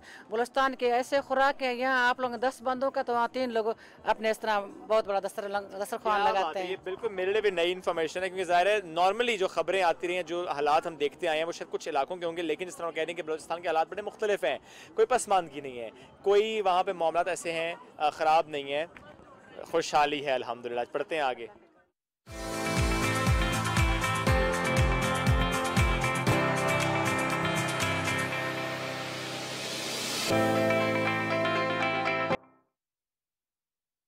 सरसों दा साग, मक्की दी रोटी। जी आया नो पंजाब पवेलियन। मैं हूँ इस वक्त मौजूद पंजाब पवेलियन के बाहर, जहाँ पर हमने आपको मुख्तलिफ सूबों की, मुख्तलिफ रीजन्स की स्पेशलिटी, खुसूसियात के बारे में आगाह किया। तो अब बारी है पंजाब पवेलियन की। पंजाब की कुकू घोड़े, ये तो आपने बहुत सुन रखा होगा। मिट्टी के बर्तन और वो पंखियाँ जो अक्सर हम ही रांझा और पाकिस्तानी पंजाबी फिल्मों में देखते हैं। तो ये सब कुछ किस तरह से दिखता है, किस तरह से बनता है, कुछ इसी किस्म की चीज़ें हैं जो कि बहुत सी नुमायाँ हैं। तो आपको लेकर चलते हैं अंदर पंजाब पवेलियन की और आपको मिलवाते हैं बहुत से लोगों से जो कि यहाँ पर अपने मुख्तलिफ और बड़े ही दिलचस्प किस्म के स्टॉल सजाए बैठे हैं। आधी टीम काम कर रही है और आधी टीम खा भी एंजॉय कर रही है। लेकिन जब भी हम पंजाब का नाम लेते हैं, जैसे कि मैंने शुरू में भी कहा था कि सरसों दा साग मकई दी रोटी, तो यहाँ पर हम मौजूद हैं इस वक्त मकई की रोटी और सरसों के साग के स्टॉल पर। आधी मेरी टीम, ये देखें जरा जरा कैमरा घुमाएं, दिखाएं जरा इन्हें ये कैसे यहाँ पे अयाशी पार्टी कर रहे हैं, ठीक है, और मैं यहाँ पर काम कर रही हूँ अकेले। बट एनीवेज यहाँ पर एक खातून, हाँ यही डिसाइड हुआ था, जो जहाँ रुकता था उसको इजाजत है। बिल्कुल ऐसे ही है, लेकिन वो शायद नहीं नहीं नहीं नहीं नहीं नहीं नहीं, इसका राज मैं आपको बाद में बताऊंगी। एनीवेज आंटी हमारे साथ मौजूद है, इनसे बात करते हैं। अस्सलाम वालेकुम, कैसी हैं आप? सलाम, अल्लाह का शुक्र, आप सुनाएं कैसे? बिल्कुल ठीक ठाक। आंटी मैं वैसे इनसे पूछती हूँ कि आपका बनाया हुआ साग कैसे है? शुएब और वकास और मारिया आंटी का साग बनाया हुआ कैसे है? बहुत जबरदस्त है, और जो डाइटिंग कर रहे हैं उनके लिए कहूँगा आउटस्टैंडिंग। अच्छा ये बताइए, लोगों को कितना पसंद आ रहा है ये मकई की रोटी और साग? अल्लाह का शुक्र, अल्हम्दुलिल्लाह, लोग बहुत लाइक कर रहे हैं। अच्छा मुझे ये बताएं कि डेली इतना एहतमाम आप करती हैं, कितनी रोटियां बना लेती हैं? मतलब आपको लगता है कि इतना आटा भी अब तो कम पड़ जाता है? अभी तो रश इतना नहीं है अल्हम्दुलिल्लाह, फिर भी के रश के मुताबिक फिर भी शुक्र अल्लाह का काम है। अभी हम एक ऐसे स्टॉल पर मौजूद हैं जहां पर गोटे के काम के कपड़े जो हैं वो यहाँ पर लगाए गए हैं। गोटी का काम पंजाब में बड़ा मकबूल और बड़ा फेमस माना जाता है, और जब भी मेहंदी माइयों के फंक्शंस होते हैं तो जो दुल्हन का जोड़ा होता है या जो दूल्हे के कंधों पर शॉल दी जाती है उस पर गोटी का काम हुआ बहुत है। अभी भी मैं जिस स्टॉल पर मौजूद हूँ यहाँ पर मुकेश का काम है, गोटी का काम है, और हाथ के जो बना हुआ धागा काटा होता है उसके भी यहाँ पे बड़े प्यारे से आर्टिकल्स मौजूद हैं। कुछ आर्टिकल्स यहाँ पर ये भी आप देखें, ये शायद टेबल मैट है, कुशन जो है कवर यहाँ पर मौजूद है, खातून यहाँ पर मौजूद हैं। अच्छा वो भी अपने ग्राहक के साथ बेहद मसरूफ़ है, लेकिन मैं कोशिश करूँगी कि अगर उनसे हमारी बात हो सके तो चले हम आगे बढ़कर उनसे भी बात कर सके। तो बैक टू बैक यहाँ पर कुछ स्टॉल्स लगाए गए हैं। यहाँ पर वो रोटी रखने वाली छावनी जो होती है वो यहाँ पर मौजूद है, और इसके अलावा यहाँ पर ये क्या है? ये खजूर के पत्तों का काम है, और ये रोटी के कवर का मैं वो बना रही हूँ। मेरा काम देखें कलरफुल और बहुत खूबसूरत है, और देखें सारी चीज़ें मैंने घरेलू अशिया की बनाई हुई हैं। आप देखें, पसंद करें, ख़रीदें, हमारे हौसले हमारी हिम्मत को बढ़ाएं कि हम इससे भी ज़्यादा अच्छे से अच्छा काम करें। बिल्कुल हमारी बेस्ट विशेस आपके साथ हैं, और आपके हौसले और आपके अज़्म को हम दाद देते हैं। जैसे कि मैंने पहले भी आपको पिछला स्टॉल घुमाया था, वहाँ पर भी आपको कुछ इसी तरह की चीज़ें बनी हुई दिखाई थी। तो यहाँ पर ये देखिए ट्रक आर्ट, कितनी खूबसूरत पेंटिंग यहाँ पे की गई। जिन पंखियों का मैं जिक्र कर रही थी वो पंखियाँ मुझे यहाँ पर नजर आ गई है। तो एक अंकल जी भी यहाँ पर मौजूद हैं, उनसे बात करते हैं। अस्सलाम वालेकुम, कैसे हैं आप? अल्लाह का एहसान, बहुत शुक्र अल्लाह। ये स्टॉल आपका है या? अच्छा मेरा है जी। ये ट्रक आर्ट है जो पूरी दुनिया में हमारे पाकिस्तानी ट्रक जो है अपनी खूबसूरती की वजह से मशहूर है, और ये खूबसूरत ट्रक आर्ट है जो चारों सूबों गिलगित बिल्तिस्तान कश्मीर और तमाम कल्चर आपको ट्रक के ऊपर मिलेगा। ड्राइवर जो है पूरे पाकिस्तान में घूमते हैं, उनको शौक़ होता है कि अपने ट्रक को खूबसूरत से खूबसूरत बनाएं, और तरह तरह का घाट का पानी पीते हैं, तरह तरह के जायके खाते हैं। तमाम रंग, तमाम जो खुशियाँ और तमाम जो जायके हैं वो उसके साथ रिलेटेड हैं ट्रक आर्ट के। बहुत शुक्रिया अंकल। अब बस ये थोड़ा सा स्टॉल मैं चाहूँगी कि आप दिखाएं। ये बड़ी प्यारी सी यहाँ पे ट्रक आर्ट वर्क में लालटेन्स हैं, ये पंखियाँ यहाँ पर हैं, इसके अलावा ये छोटा सा खूबसूरत सा एक ज्वेलरी बॉक्स यहाँ पर है, और इसके अलावा ये बड़ी प्यारी सी केटल है। वैसे क्या कीमत है इस केटल की अंकल? ये ओनली 1000 की है जी। अच्छा बड़ी प्यारी केटल है, और ये घर के ड्राइंग रूम में या किचन में रखी हुई बड़ी खूबसूरत लगेगी। अच्छा मेरे पीछे एक पूरी गैलरी है, और बड़े मजे मजे के यहाँ पर ट्रक के ऊपर लिखे गए अल्फाज और जुमले हैं। झूले लाल, शादी मुबारक, तू लंग जा, साडे खैर है, लाहौर साडा शहर है। मिलते हैं ब्रेक के बाद, लेकिन अभी मुझे ब्रेक नहीं लेनी। कश्मीर पाकिस्तान की शेरग है, ये भी यहाँ पर लिखा हुआ है। सलाम पाकिस्तान, सलाम सुबह पाकिस्तान। अच्छा जी, गोल मटोल लशपश, वाह कमाल। 80 ते क्या है ये अंकल जी? 11 अच्छा 80 ते 11। अच्छा ये पंजाबी लैंग्वेज में यहाँ पर लिखा गया है, और इसके अलावा यहाँ पर प्यारी माँ तुझे सलाम, खैर हो आपकी, और तुम्हें हम प्यार करते हैं। भाई वाह वाह वाह। मतलब ये कि हर किस्म की जो यहाँ पर मुख्तलिफ जुमले हैं वो हमें देखने को मिलेंगे, जो अक्सर हमें ट्रक के पीछे देखने को मिलते हैं। बाप बड़ा ना भैया, सबसे बड़ा रुपया। तो ये बड़े मज़े मज़े की चीज़ें यहाँ पर, बड़े मज़े मज़े के टैबलेट्स है जो कि हमने देखी हैं, और डेफिनेटली हमें ट्रक्स के पीछे देखने को मिलते हैं अमूमन जब हम पंजाब मोटरवे की तरफ विजिट कर रहे होते हैं या प्लान कर रहे होते हैं, तो वहाँ पर ये सब चीज़ें हमें देखने को मिलती हैं। ये कुछ यहाँ पर बड़ी खूबसूरती से हाथों के बने हुए काम के डेकोरेशन पीसीज हैं, वो भी आप देख सकते हैं। इसके अलावा यहाँ पर भी कुछ बड़ा मुनफरिद सा काम है। अच्छा, इसके बारे में मुझे तो इतनी नॉलेज नहीं है, ज़रा जान लेते हैं स्टॉल मालिक से कि ये क्या है। अस्सलाम वालेकुम। सर थोड़ा सा बताइएगा कि ये किस किस्म का काम है? कैमल बोन में है, ऊंट की हड्डी के ऊपर काम हुआ हुआ है। ऊंट की हड्डी के ऊपर काम किया हुआ है। अच्छा, तो बड़ी मेहनत से ये काम किया जाता होगा। बिल्कुल ऐसी है, मेहनत है इसमें। और मुझे ये बताइए, अगर कोई यहाँ पर आके कुछ खरीदता है तो सबसे ज्यादा बिकने वाली चीज़ क्या है यहाँ? ये ज्यादा नेकलेस वगैरह सेल होते हैं और रिंग वगैरह और पेन्स वगैरह ज़्यादातर होते हैं। तो लोगों का रिस्पांस आपको वैसे मिल रहा है?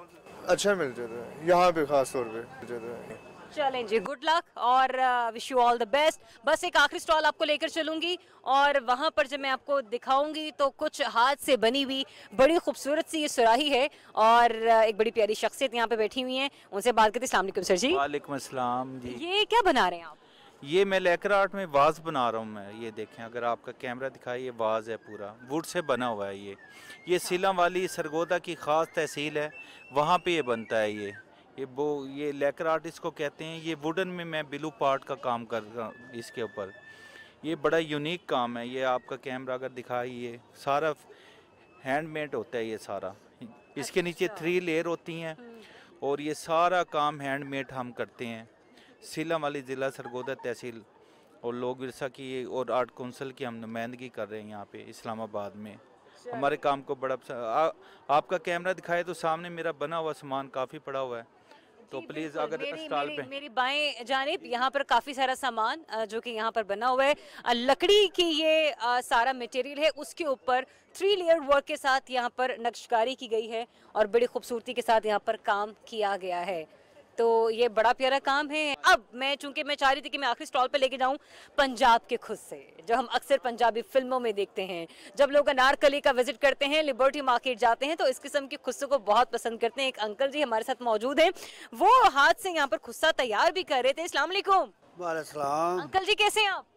ठीक है। जरा खुस्से तो हमें दिखाइए किस तरह से तैयार कर रहे हैं। खुस्से हथ ने तैयार किए, दस्ती तैयार कर रही थी। अच्छा, मतलब यानी कि हाथों से नहीं, मशीनों से नहीं, हाथ के हाथ से ना मशीन बनी है ना मशीन बन रही है। कितने अरसे से काम कर रहे हैं आप? 55 साल से। 55 साल से। और लोगों का रिस्पांस क्या? लोग यहाँ से आकर खुद से खरीद भी रहे हैं? खरीद रहे हैं जी, बहुत खरीद रहे हैं पंजाब दे। चले जब आपका पसंदीदा खुस्सों में से कौन सा खुस्सा है? खुस्से सारे जेडे गाहक दे पसंद आवे वही खुस्से तैयार करीदा। जो दुनिया डिजाइन सारे डिजाइन तैयार करती है। है मर्दाना जनाना, एक कोरे दे काम वाला वो भी दिखा भाई, वो भी बहुत अच्छा खुस्सा है। अच्छा, मुझे ये बताएं, जो पंजाबी सही पंजाबी खुस्सा होता है वो कैसा दिखता है? मतलब ये इसको हम सही पंजाबी खुस्सा कहेंगे? हाँ, सब सही पंजाबी होता है। चलें जी, मैं ये पंजाबी खुस्सा दिखाती हूँ जरा पकड़ के। ये देखें जरा, इसकी नोक निकली हुई है। हम सुल्तान राही को, द लेजेंड को फिल्मों में पहने हुए ये पंजाबी खुस्सा देखा करते थे और मौला जट की फिल्मों में हमें अक्सर ये खुस्सा नजर आता था। हमारे बहुत सारे ऐसे एक्टर्स हैं जिन्होंने पंजाबी फिल्में की हैं, जिनमें शान है, ममराना है, बाबर है, सऊद हैं, वो अक्सर खुस्से का इस्तेमाल किया करते थे। इसी के साथ ही मैं यहाँ पर पंजाब पवेलियन को क्लोज करूंगी और आपसे इजाजत चाहूंगी एक नए पवेलियन के साथ। रज़े चिज़ू खैबर पख्तूनख्वा पवेलियन था, लेकर चलते हैं केपी पवेलियन, दिखाते हैं केपी की सकाफत, मिलवाएंगे फनकारों से, लेकर चलेंगे मुख्तलिफ स्टॉल्स पर। 30 स्टॉल्स हैं यहाँ पर। यूं तो हर स्टॉल अपनी जानिब खींच रहा है, लेकिन सबसे पहला स्टॉल है मुगल आर्ट का। वहाँ पर आपको लेकर चलते हैं, चूँकि इनको सदारती एजाज़ बराए हुस्ने कारकर्दगी भी मिला है, तो ज़रा इनसे गुफ्तगू भी करते हैं। अस्सलाम वालेकुम। वालेकुम सलाम। कैसे आप? अल्हम्दुलिल्लाह ठीक ठाक है। क्या नाम है आपका? मेरा नाम वकास है। वकास साहब, माशाल्लाह सदारती एजाज़ बराए हुस्ने कारकर्दगी, थोड़ा सा बताएंगे इस स्टॉल से मुताल्लिक, अपने इन आर्टिकल से मुताल्लिक? जी, ये हमारा ख़ानदानी काम है, इसको लेकर आर्ट बोलते हैं और मुग़ल आर्ट भी बोला जाता है। तो ये हमारे ख़ानदान में जो है 400 सालों से चलता आ रहा है और हमारी 8वीं जनरेशन है जो इस आर्ट को लेके आगे चल रही है। और 2 बार इसी आर्ट में हम लोगों ने राइड ऑफ परफॉर्मेंस अवार्ड हासिल किया है। 87 में हमारे दादा अबू को मिल चुका है ये अवार्ड और हाल ही में 23 मार्च को हमारे वाले साहब को ये एजाज़ मिला है। थोड़ा सा मुझे बताएंगे, जैसे ये ट्रेज आपने लाइकर आर्ट, तो ये लाइकर से बन के ऊपर फिर ग्लास लगता है? हाँ जी, ये पहले वुडन में सिंपल इसके ऊपर कलर्स करते हैं, 3 लेयर्स होती हैं, फिर उसके ऊपर नक्शी करते हैं, नक्शी करने के बाद इसके ऊपर हम लेकर कर देते हैं ताकि नीचे जो आर्ट है वो ख़राब ना हो। उसके बाद इसके ऊपर गिलास लग जाता है, फिर ये सर्विंग ट्रे बन जाता है, फिर ये यूज़ में भी आ जाता है कि इसको आप प्रॉपर यूज़ में ला सकते हैं जी। ओके, तो ये यहाँ पर जब आप आए हैं, आपने स्टॉल लगाया, रिस्पांस कैसा आ रहा है जो लोग यहाँ पर आ रहे हैं स्टॉल पे? रिस्पांस मुख्तलिफ आ रहा है। कुछ लोग हैं मोस्टली जो देखने वाले हैं और जो फाइनर है मोस्टली वो इस आर्ट को हमारे को बहुत लाइक करते हैं, क्योंकि बारीकी का काम है, थोड़ा एक्सपेंसिव भी होता है, तो फ़ौरन तो अफोर्ड कर सकते हैं। हमारे ज़रा पाकिस्तानी लोग गरीब होते हैं, इतने अफोर्ड नहीं कर सकते, तो बीच में बस कुछ ले लेते हैं और कुछ बस देख के चले जाते हैं। खूबसूरत ये आर्टिकल्स हैं और इन्होंने यहाँ पर इनको खूबसूरती से सजाया। चलें आगे बढ़ते हैं और कुछ अगले स्टॉल्स की तरफ। वैक्स पेंटिंग, जिसकी तारीफ बहुत सुनी, ज़रा उसकी बात करते हैं कि ये शायद और कहीं नहीं होती, सिर्फ एक ही हैं रियाज अहमद साहब जिन्होंने ये फ़न जो है उसको ज़िंदा रखा। ही इज़ बिज़ी, ज़ाहिर है कुछ लोग यहाँ पर आ रहे हैं, ज़रा हम उनसे समझेंगे भी कि वैक्स आर्ट क्या है, ये कपड़े के ऊपर जो खूबसूरती से ये आर्ट है उसके बारे में हम ज़रा समझते हैं। अस्सलाम वालेकुम सर। अस्सलाम वालेकुम जी। वालेकुम अस्सलाम। कैसे हैं आप? जी, आपके मिजाज ठीक हैं? अल्हम्दुलिल्लाह। रियासत थोड़ा सा बताएंगे मुझे इस आर्ट से मुताल्लिक?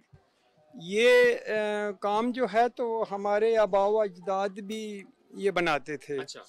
और अब जो है तो ये काम ख़त्म होते जा रहा है, तो मैंने इसे ज़िंदा रखा है। तो मेरी ख्वाहिश है कि ये काम जो है तो इसकी वर्कशॉप हो ताकि बच्चे बच्चियाँ सीखें और ये काम जो है तो आगे बढ़े, जिंदा रहे। अच्छा, थोड़ा सा सर बताएंगे, ये देखें कपड़े के ऊपर। जी जी जी जी, आप प्लीज बनाएं साथ साथ और हम जरा देखते हैं कैसे, कहाँ यहाँ रखेंगे? नहीं, इस पे बैठूंगा। अच्छा, आप बैठ जाएं। चलें जी, ये बैठ गए, ये कपड़े पे खूबसूरती से जिस तरह कर रहे हैं। अच्छा, ये वैक्स है? जी, ये दरख्तों से निकली हुई गूंद है, उससे बनाते हैं। उस दरख्त का नाम है अलसी। अच्छा, तो उसके बीच से जो है तो ये बनाया जाता है। ठीक है, अलसी यानी दरख्त है और उससे देखिए उन्होंने किस तरह एक ब्रश के ऊपर उसको पहले इकट्ठा सा कर दिया और खूबसूरती से नफासत से फूल बना रहे हैं और इतना नीट, माशाल्लाह, जबरदस्त। सर, ये जो एक कपड़े के ऊपर आप कोई भी तैयार करते हैं, कितना वक्त लगता है इस पे? एक दिन में एक बनाता हूँ। और इसकी क्या कीमत होती है? ये 1500 रुपए का बेच देता हूँ। तो केपी से यहाँ जब आए हैं इस्लामाबाद लोक विरसा में, आप अपना ये आर्ट दिखा रहे हैं, कितना पसंद किया जा रहा है?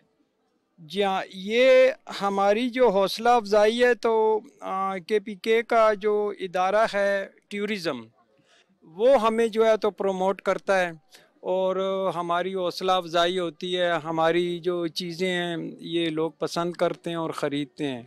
तो मैं जो हूँ तो घर में बैठ के बनाता हूँ, तो ऐसे इवेंट हो तो वहाँ जाके ये मैं फ़रोख्त कर देता हूँ। और ये ड्राई होने में कितना वक्त लगता है? ये जो आज अभी ये बनाया, इसके ऊपर मैं ब्रश से पेंटिंग करूँगा। अच्छा। तो फिर जो है तो कल इसे धूप में रखूँगा तो ये पक्का हो जाए। ये वॉशेबल भी है, धोने से भी नहीं ख़राब होता। नहीं जी।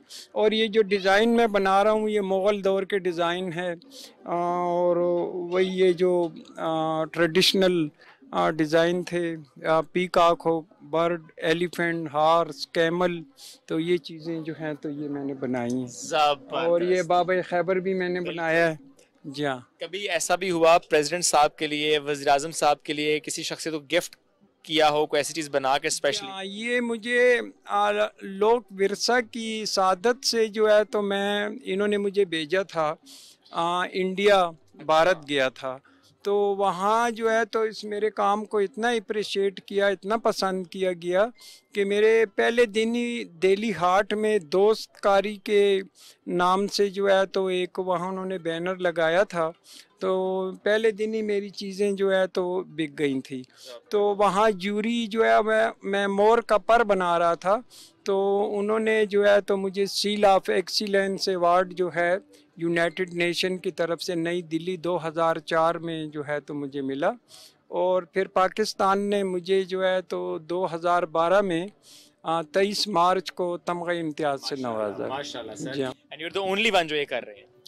जी हाँ, बिल्कुल। एक मेरा बेटा है, वो सुपर मार्केट में ये चीज़ें बनाता है, वो बहुत नायाब काम करता है। सही। तो मैं जो हूँ तो ये रवायती चीज़ें बनाता हूँ। तो इसमें अपनी गुजर बसर करता हूँ। जबरदस्त, बहुत अच्छा काम, माशाल्लाह। Thank you sir. बनाने के बाद ज़रा इसको कलर कर रहे हैं और जिस तरह कलमा भी लिखा और उसके बाद उसको पेंट किया, ज़बरदस्त। ये कपड़े पे खूबसूरती से वैक्स आर्ट हो रही है। आइए पढ़ते हैं आगे कुछ और स्टॉल्स हैं उनकी तरफ।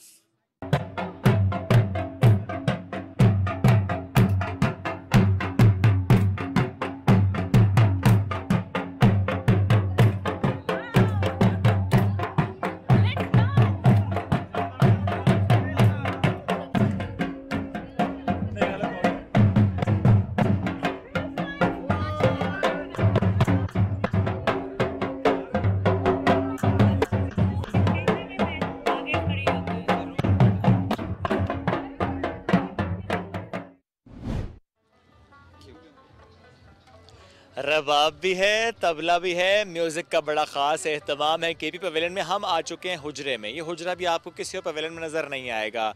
आए हुजरे में बैठे हैं, तमाम स्टॉल्स भी नज़र आएंगे, म्यूज़िक भी आप इंजॉय करेंगे। लेकिन जिसने इसको सजाया है, ये जगह इतनी खूबसूरती से जिसको बनाया गया है, KP culture and tourism department की बात करते हैं। GM KP tourism and culture authority Sajjad साहब साथ मौजूद हैं, उनसे गुफ्तगू करेंगे। अस्सलाम वालेकुम सर, कैसे हैं? अस्सलाम वालेकुम जी, कैसे हैं आप? सर सबसे पहले तो ज़बरदस्त मैं कहूँगा, इसको इतना मज़ा आ गया, यहाँ से निकलने का दिल नहीं चाह रहा। आप तो मुझे लग रहा है कि बाकी पवेलियन से किसी मुकाबले में थे कि हमने सबसे अच्छा सजाना है। थैंक यू सो मच जी, बहुत बहुत शुक्रिया, आपने ऐसा पाया इसको। सर थोड़ा सा मुझे बताएं कि कितनी मेहनत दरकार थी इसके पीछे, कितना इसमें आप लोगों का होमवर्क रहा कि अच्छा एसएमडी भी लगानी है, हुजरा भी हो, क्योंकि ज़रा केपी है, रिच कल्चर है, सब कुछ दिखाना भी मुश्किल लेकिन मैक्सिमम दिखाना भी है। असल में जिस तरह सब लोगों को पता है कि हमारी कल्चर एंड टूरिज़म डिपार्टमेंट और कल्चर टूरिज़म अथॉरिटी जो है वो वक्तन फ़वक्तन जितने भी हमारे नेशनल इवेंट्स होते हैं या इंटरनेशनल इवेंट्स होते हैं तो उसमें हमारी जो है रेगुलर पार्टिसिपेशन होती है। उसकी वजह से हमने अपने सूबे के रिच कल्चर जो है उसके जितने भी आर्टिजन्स हैं या जितने हमारे आर्टिस्ट हैं उन सबको हमने अपने साथ ऑन बोर्ड रखा होता है। इसी तरह फिर हमारे पास अपनी इवेंट मैनेजमेंट फर्म है, वो जैसे ही हमें मैं कहता हूँ कि within a week time हम जो है ना ये सारा कुछ इंशाल्लाह मैनेज कर सकते हैं, from establishing of the pavilion to arranging the artisans and artist and each and everything. Sir ऐसे इवेंट से टारगेट क्या होता है? टूरिज्म का प्रमोट करना, अपने कल्चर को प्रमोट करना, अपने हैंडीक्राफ्ट्स को प्रमोट करना, अपने आर्टिस्ट को प्रमोट करना, क्या एक पिन पॉइंट अगर मैं कहूँ क्या है वो? इसमें सर मैं आपको बता दूं कि सबसे अहम बात जो होती है वो ये है कि जिस तरह अभी हमारा रीसेंट पास में जो है कोविड की वजह से तकरीबन सारे बिजनेसेस जो है वो सफ़र हुए, स्पेशली हमारे सूबे के ये आर्टिज़न जो है इनका बिजनेसेस काफ़ी जो है वो सफ़र हुआ है। तो ये एक गोल्डन अपॉर्चुनिटी होती है इन लोगों के लिए। आपने राउंड किए हैं, आपने देखे होंगे, इसमें ऐसे ऐसे लोग भी बैठे हैं कि उन्होंने अपनी ज़िंदगी का जो है ना पीक टाइम जो है ना इसी उसमें जो है ना काम में और इसको प्रिजर्व करने में उन्होंने गुजार दिया है। इवन ये भी है कि आपने देखा होगा कि इसमें कुछ ऐसे भी हैं कि वो डेकेड से ये काम कर रहे हैं और उसकी जो है ना 3rd and 4th जनरेशन इसमें इन्वॉल्व है। दूसरा ये कि सूबे के हम देखते हैं कि मुख्तलिफ डिविजनल और डिस्ट्रिक्ट लेवल पे हम लोगों को जो है ना कोशिश करते हैं कि यहाँ पे बुलवा लें। उसमें ये होता है कि एक तो इनके काम को जो है हम उजागर करते हैं, लोगों के सामने लाते हैं। दूसरा इनको छोटी मोटी ये यहाँ पे जो है ना कमर्शियल एक्टिविटी भी इनके लिए बन जाती है, कुछ ना कुछ इनका बिक जाता है सारा कुछ। और सबसे बड़ी बात जो है वो इनके ये कि इनके काम के इनके हुनर की जो है ना अप्रिसिएशन इनको मिल जाती है, वो सबसे बड़ी बात होती है। Thank you very much. बड़ा ज़बरदस्त आपने कहा, अप्रिसिएशन वाला एक मामला। ज़ाहिर है पूरी दुनिया तक ये पहुंच पाए कि क्या काम हो रहा है केपी में, कितना यहाँ पर टैलेंट है। टैलेंट आपको कुछ हमने दिखाया है, लेकर चलेंगे आपको इन्फॉर्मेशन डेस्क पर। इतना प्यारा पख्तूनख्वा, रिच कल्चर, हिस्ट्री, रंग, फनकार, सबकी हो रही है बात। अब जब रंग की इतनी बात मैं कर रहा हूं तो चित्राल, उसका कितना नुमाया यहाँ पर रंग है। कैलाश वैली, चाहे वो बम्बुरेत हो और वैलीज़ बड़ी खूबसूरत हैं, वहाँ के रहने वाले बहुत प्यारे हैं। और चूंकि शाकरा यहाँ पर हैं तो ज़रा उनसे बात करते हैं। अस्सलाम वालेकुम, कैसी हैं? वालेकुम सलाम, आप कैसे हैं? मैं तो ठीक हूँ। इस्लामाबाद आई हैं आप, यहाँ पर मौजूद हैं। मौसम कितना तब्दील? मौसम तो बहुत जबरदस्त है, लेकिन शाम को ठंड होती है। वहाँ से ज्यादा ठंड है? वहाँ पे तो ज़ाहिर बात है, वहाँ तो बर्फ भी पड़ती है सर्दियों में और ठंड भी ज्यादा है। तो मुझे जरा बताएं कि इस वक्त वहाँ का क्या मौसम है, क्या इस वक्त भी टूरिज्म वहाँ पर हो रहा है या कि सर्दी से लोग घबरा रहे हैं? इस दफ़ा वहाँ पे ऑटम स्टार्ट है तो कलरफुल, लोग भी कलरफुल है और वेदर भी कलरफुल है, तो ज़ाहिर बात है दोनों जब मिलते हैं तो बहुत ही खूबसूरत रंग। कोई शक नहीं। आप जरा अपने बारे में बताएं, आप खुद क्या कर रही हैं? मैं खुद मैंने एज ए मॉडल भी काम किया है और इसके साथ मैं खुद हैंडीक्राफ्ट के काम भी करती हूँ, कैलाश हैंडीक्राफ्ट, और साथ साथ मैंने अपना ग्रुप भी बनाया है कैलाश परफॉर्मेंस ग्रुप, उसको भी लेके मैं आगे चल रही हूँ। तो कैलाश की परफॉर्मेंस यहाँ पर भी हो रही है? यहाँ पे नहीं है, गिले पे गिला बन रहा है। हाँ इस दफ़ा बहुत गिले शिकवे है, लेकिन नेक्स्ट टाइम आई होप कि करेंगे। तो लोग जो कभी इन्होंने विजिट नहीं किया कैलाश का, वो जब यहाँ पर आते हैं तो आप लोग गाइड करते हैं उनको रास्तों से मुताल्लिक, और क्या गाइडेंस होती है? क्योंकि ज़रा इंफॉर्मेशन डेस्क है और केपी ऐसा सूबा है जहाँ पर बहुत ज़्यादा टूरिज्म पोटेंशियल है, तो फिर लोग क्या सवाल कर रहे हैं? लोग ये सवाल करते हैं कि हम कैलाश जाए तो कैसे जाएंगे, या सवाल जाए तो हमारे पास वाउचर्स पड़े हैं यहाँ पे, बाकायदा उनका एरियाज के है, होटल्स के है, सारा कुछ डिटेल्स इसमें पड़े हुए हैं। ये SMD, किसी और पवेलियन में SMD नहीं है, यहाँ पर SMD है जिसमें खूबसूरती से उन तमाम मनाजिर को दिखाया जा रहा है। ऑटम का रंग कैसा है वो भी बता रहे हैं, और पूरा केपी वहाँ पे कौन कौन सा स्पॉट जहाँ पर आपने जाना है, जहाँ पर आपने जाकर यानी एंजॉय करना है अपनी छुट्टियों को यादगार बनाना है, यादगार लम्हात आपने वहाँ पे स्पेंड करना है, तो वो इस SMD के ज़रिए जो भी यहाँ पर आ रहा है, वो चाहे पंजाब से हो, सिंध से हो, बलूचिस्तान से हो या बाहर किसी मुल्क से आया हो, जब पाकिस्तान के रंग देखने हैं, टूरिज्म पोटेंशियल को उसने देखना है, तो वो केपी पवेलियन आकर यहाँ पर आकर नज़ारों में खो सा जाएगा, फिर यहीं रुक नहीं पाएगा, यूँ तो उन जगहों पर जाएगा, लेकिन हमें थोड़ा सा यहाँ पर रुकना है और एक और पवेलियन आपको लेकर चलते हैं। ज़रा देखते हैं कि ज़रियाब अब किस पवेलियन का विजिट आपको करा रही है। कश्मीर बनेगा पाकिस्तान, कश्मीर पाकिस्तान की शेरग है, ये वो दो नारे हैं जो कि आज़ाद जम्मू कश्मीर के पवेलियन की बुनियाद रखते हैं और यहीं से इस पवेलियन का आगाज़ हुआ जाता है। और अब हम आपको मिलवा रहे हैं आज़ाद जम्मू कश्मीर के उन लोगों से जिन्होंने इतनी दूर से आकर यहाँ पर इस्लामाबाद में वफाकी दारुल हुकूमत में अपनी सकाफत के रंग नुमाया किए हैं। आप देख रहे होंगे कि ज़रा आप आपसे कुछ देर पहले तो किसी और ड्रेस में मलबूस थी, आप इन्होंने क्या चेंज कर लेगी, मैंने एक कश्मीरी गाउन यहाँ पर पहना है और ये गाउन इंतहाई खूबसूरत है, दिल तो चाह रहा है कि उनसे ले लूँ और उनसे मैं आपकी मुलाकात भी करवाती हूँ। बड़ी प्यारी सी, बड़ी खूबसूरत सी खातून है, बड़े मज़े मज़े का आर्ट वर्क उन्होंने किया है, बड़ी प्यारी प्यारी चीज़ें बनाई हैं। लेकिन सिर्फ ये कश्मीरी कोट ही नहीं, यहाँ पर आपको कश्मीर की सकाफत के मुख्तलिफ और नुमाया रंग नज़र आएंगे। आपको यहाँ पर ऐसा ऐसा खूबसूरत फर्नीचर देखने को मिलेगा जो कि शायद ही आपकी कभी आंखों ने देख सका हो। तो आइए चलते हैं आज़ाद जम्मू कश्मीर के पवेलियन के अंदर और आपकी करवाते हैं मुलाकात बहुत अच्छी अच्छी शख्सियात से। जी, तो आपको मैंने दिखाए अजरक की शॉल, आपको नज़र आए शुएब KPK की पग में, फिर हैदराबादी चूड़ियाँ भी मैंने पहनी, गिलगित की टोपी बड़ी खूबसूरत सी शुएब ने ज़ेब तन की, और अब मैं जिस कश्मीरी लिबास में इस वक्त मौजूद हूँ वो इनकी मरहून मिन्नत है। अस्सलाम वालेकुम, कैसी हैं आप? बिल्कुल ठीक ठाक। अच्छा, अभी भी मोहतरमा कोई कढ़ाई, कोई धागा बुन रही है, ज़रा इनसे पूछते हैं ये कौन सा टांका है? ये ओरिजिनल कश्मीरी टांका है जिसे रेस्कार कहते हैं। अभी मैं इस साड़ी की आउटलाइन कर रही हूँ, उसके बाद इसकी फिलिंग होगी। अच्छा, यहाँ पर मैंने अभी जब आपका स्टॉल विजिट किया तो बड़े प्यारे प्यारे आपने यहाँ पर गाउन्स जो हैं वो आवेज़ा किए हुए, सजाए हुए हैं। लोगों का रिस्पांस कैसे है इस पर? लोग बहुत पसंद करते हैं, इनको बहुत लाइक करते हैं, क्योंकि ज़ाहिर है कश्मीर का एक अपना नाम है, एक अपनी पहचान है उसकी एम्ब्रॉयडरी की, तो वो स्पेशल आते ही ये गाउन्स फिरन वगैरह ये लेने के लिए आते हैं। अच्छा, तो कुछ ये भी है कि कुछ चीज़ें थोड़ी सी एक्सपेंसिव हो जाती हैं, तो फिर जब कस्टमर आपसे वो भाव ताव की बात करते हैं तो उस वक्त कस्टमर को मनाना कैसा लगता है आपको? कस्टमर को मनाना अच्छा लगता है, जाहिर है अपने लोग ही हैं तो उनको भी होता है कि थोड़ा बहुत कम कर देंगे, तो हम कर भी देते हैं जितनी गुंजाइश होती है। बस ये होता है कि थोड़ा उनको सोचना चाहिए कि ये हैंडमेड होता है, हमारी भी बड़ी मेहनत लगी होती है, तो थोड़ा वो भी ख्याल कर लिया करें, हम भी कर लेते हैं। अच्छा, आप अब आखिरी क्वेश्चन मुझे बस इसका जवाब दीजिए कि कश्मीर से यहाँ पर आते वक्त आपकी एक्साइटमेंट क्या थी? जाहिर है पाकिस्तान के साथ तो आपको पता है कश्मीर बिल्कुल ऐसे ही है। वहाँ पर जब यहाँ पर इंडिया और पाकिस्तान का मैच हो रहा होता है, कश्मीरी वहाँ पागल हो रहे होते हैं, तो बहुत ज़्यादा एक्साइटमेंट थी, बहुत ज़्यादा कि मतलब इंसान जा रहा है, अपने लोगों से मिलेंगे, देखेंगे, तो बहुत अच्छा लग रहा था। बहुत शुक्रिया और अल्लाह ताला आपके कारोबार में बरकत दे और आपकी जो मेहनतें हैं वो रंग लाएं। आपने कहा ना कि कश्मीर की जो लोग हैं वो पाकिस्तान से बेहद मोहब्बत करते हैं और इतनी दूर से आप यहाँ पर आए इसलिए ताकि आप बता सकें कि आप पाकिस्तान का हिस्सा हैं।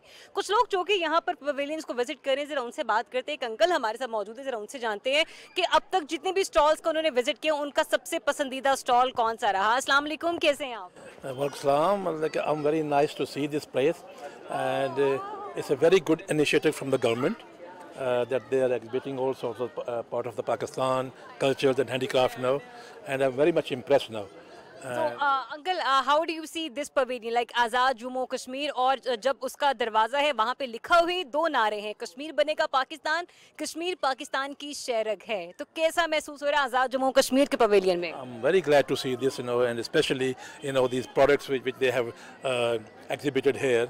And especially, I like what you call the shawls, and all sort of this handicraft. And it's a very good initiative by the government. Thank you so much, sir, for being with us today. And definitely, उन्होंने बड़े अच्छे तरीके से बताया कि उनको यहाँ पर आके इंतहाई खुशी महसूस हो रही है. So let's see, अब आगे हमारे पास कौन-कौन सी स्टॉल्स मौजूद हैं विजिट करने के लिए.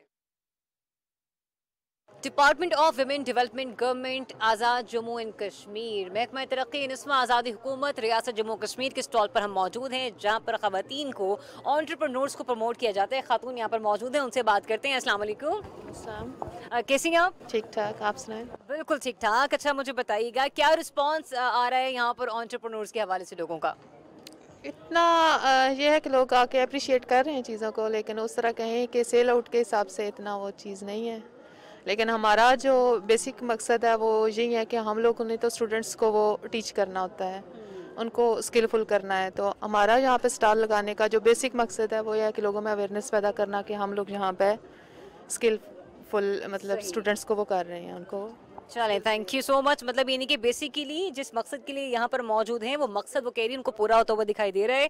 ये कुछ देखिए, वो उस तरफ हाथ से बने हुए कपड़े और कुशन्स वगैरह और कढ़ाइयों का सामान है, तो यहाँ पर ये कुछ डेकोरेशन पीसेस हैं, कुछ फ्रेम्स हैं जो कि आप अपने ड्राइंग रूम में या फिर अपने ऑफिस में, अपने टीवी लाउंज में इस किस्म की डेकोरेशन को कर सकते हैं. तो आज़ाद जम्मू कश्मीर के स्टॉल पर हमें इस तरह की बहुत सारी चीज़ें जो हैं वो देखने को मिल रही हैं एंड डेफिनेटली आई होप कि आप इसे बहुत इंजॉय कर रहे होंगे.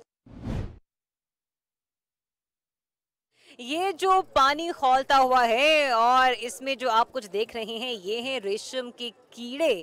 जी हाँ, तो हम नेचुरली देख रहे हैं कि किस तरह से जो रेशम है उसका धागा यहाँ पर बन रहा है और इसी तरह से मुख्तलिफ बड़ी सनतों में ये रेशम का जो धागा है वो बनाया जाता है जिसे रेशमी कपड़ा तैयार किया जाता है. मैं यहाँ पर मौजूद हूँ इस वक्त department of sericulture government of AJK पर और यहाँ पर हमारे साथ इस स्टॉल के रूहे रवा मौजूद हैं. उनसे बात करते हैं कि इस स्टॉल को यहाँ पर लगाने का मकसद क्या है और जो वो मैसेज दुनिया तक पहुँचाना चाह रहे हैं क्या वो मैसेज दुनिया तक पहुँचा. अस्सलाम वालेकुम. वालेकुम अस्सलाम जी. सर, ये मैंने भी पहली बार अपनी ज़िंदगी में देखा कि किस तरह से रेशम के कीड़े से ये धागा बनाया जा रहा है और फिर इसकी डेवलपमेंट हम देख रहे हैं. कितना मुनफरिद होता है ये काम और जो आप मतलब कि लोगों को कितना अट्रैक्ट करता है इस पवेलियन में? जी, जब हमने फर्स्ट टाइम लगाया यहाँ आज से 3 साल कबल, तो यहाँ पर सैकड़ों की तादाद में लोग यहाँ देखने के लिए आए और उन्होंने बहुत इस हमारे स्टॉल को बहुत पजीराई हासिल हुई. लोगों में ये बहुत फेमस हुआ और आज भी जो है ये लोग जोक दर जोक जो है हमारे पास आ रहे हैं और काफ़ी लोग जो है वो देख रहे हैं. आपकी तरह जैसे आपने कहा कि मैं आपने फर्स्ट टाइम देखा है और मेरे पास अक्सर लोग बेशुमार लोग ऐसे आए हैं जो कहते हैं हमने इसको फर्स्ट टाइम देखा है. तो उन्होंने जो जब फर्स्ट टाइम देखा तो बेशुमार स्टूडेंट, यूनिवर्सिटी के स्टूडेंट, कॉलेज के स्टूडेंट, जो स्कूल के स्टूडेंट्स और मुख्तलिफ शोबाजात से तल्लुक़ रखने वाले लोग जो है वो यहाँ आते हैं और एम्बेसडर टाइप भी लोग यहाँ आए हैं, उन्होंने भी यहाँ आकर देखा है. और अच्छा, ये बताइएगा कि एक रेशम के थान की तैयारी में मतलब यानी कि ये तो भी एक छोटा सा हम लोग एक देख रहे हैं ना, ये तो बहुत बड़ी बड़ी इंडस्ट्रीज में इसी तरह से धागा प्रोड्यूस होता होगा, कितनी मेहनत दरकार होती है? देखें जी, इसमें तो पहले तो फार्मर इन्वॉल्व होता है जो रेशम के कीड़ों की परवरिश करता है. फार्मर की मेहनत से लेकर फिर यहाँ तक महकमा भी इन्वॉल्व होता है. जो महकमा जो डिपार्टमेंट जो है वो सीड को तैयार करता है, फार्मर को देता है. हमारे एक्सटेंशन वर्कर भी जो इन्वॉल्व होते हैं, हमारे ऑफिसर भी इन्वॉल्व होते हैं, ख्वातीन भी इन्वॉल्व होती हैं. फिर ये इतनी मेहनत के बाद जब ये इस स्टेज पर पहुंचता है, कोकून तैयार हो जाती है, तो फिर आगे ये फैक्ट्री में जाता है, वो इन्वेस्टर भी इन्वॉल्व होते हैं, तो वो रुपया खर्च करते हैं, खर्च करने के बाद ये कोकून खरीदते हैं, फैक्ट्री में जाता है और वहाँ जाके ये धागा बनता है। बस एक आखिरी सवाल का जवाब दीजिए कि जिस मकसद के तहत आपने इस स्टॉल को सजाया और बनाया, आप समझते हैं वो मकसद पूरा हुआ? मेरा ख्याल है कि तशहीर के हद तक तो पूरा हो गया है, अमलन शायद प्रैक्टिकली ये तो फील्ड में जाके पता चलेगा कितना पूरा हुआ है। सही। गवर्नमेंट के बिहाफ पे चूंकि स्टॉल लगाए गए, तो आप जो बड़े सरमायाकार हैं, जो बिजनेसमैन हैं, क्या एक्सपेक्टेशंस रखते हैं उनसे या क्या मैसेज देंगे उन्हें? असल में सरमायाकार का इतना रोल इसमें नहीं है, इसमें ज़्यादा रोल फार्मर का है।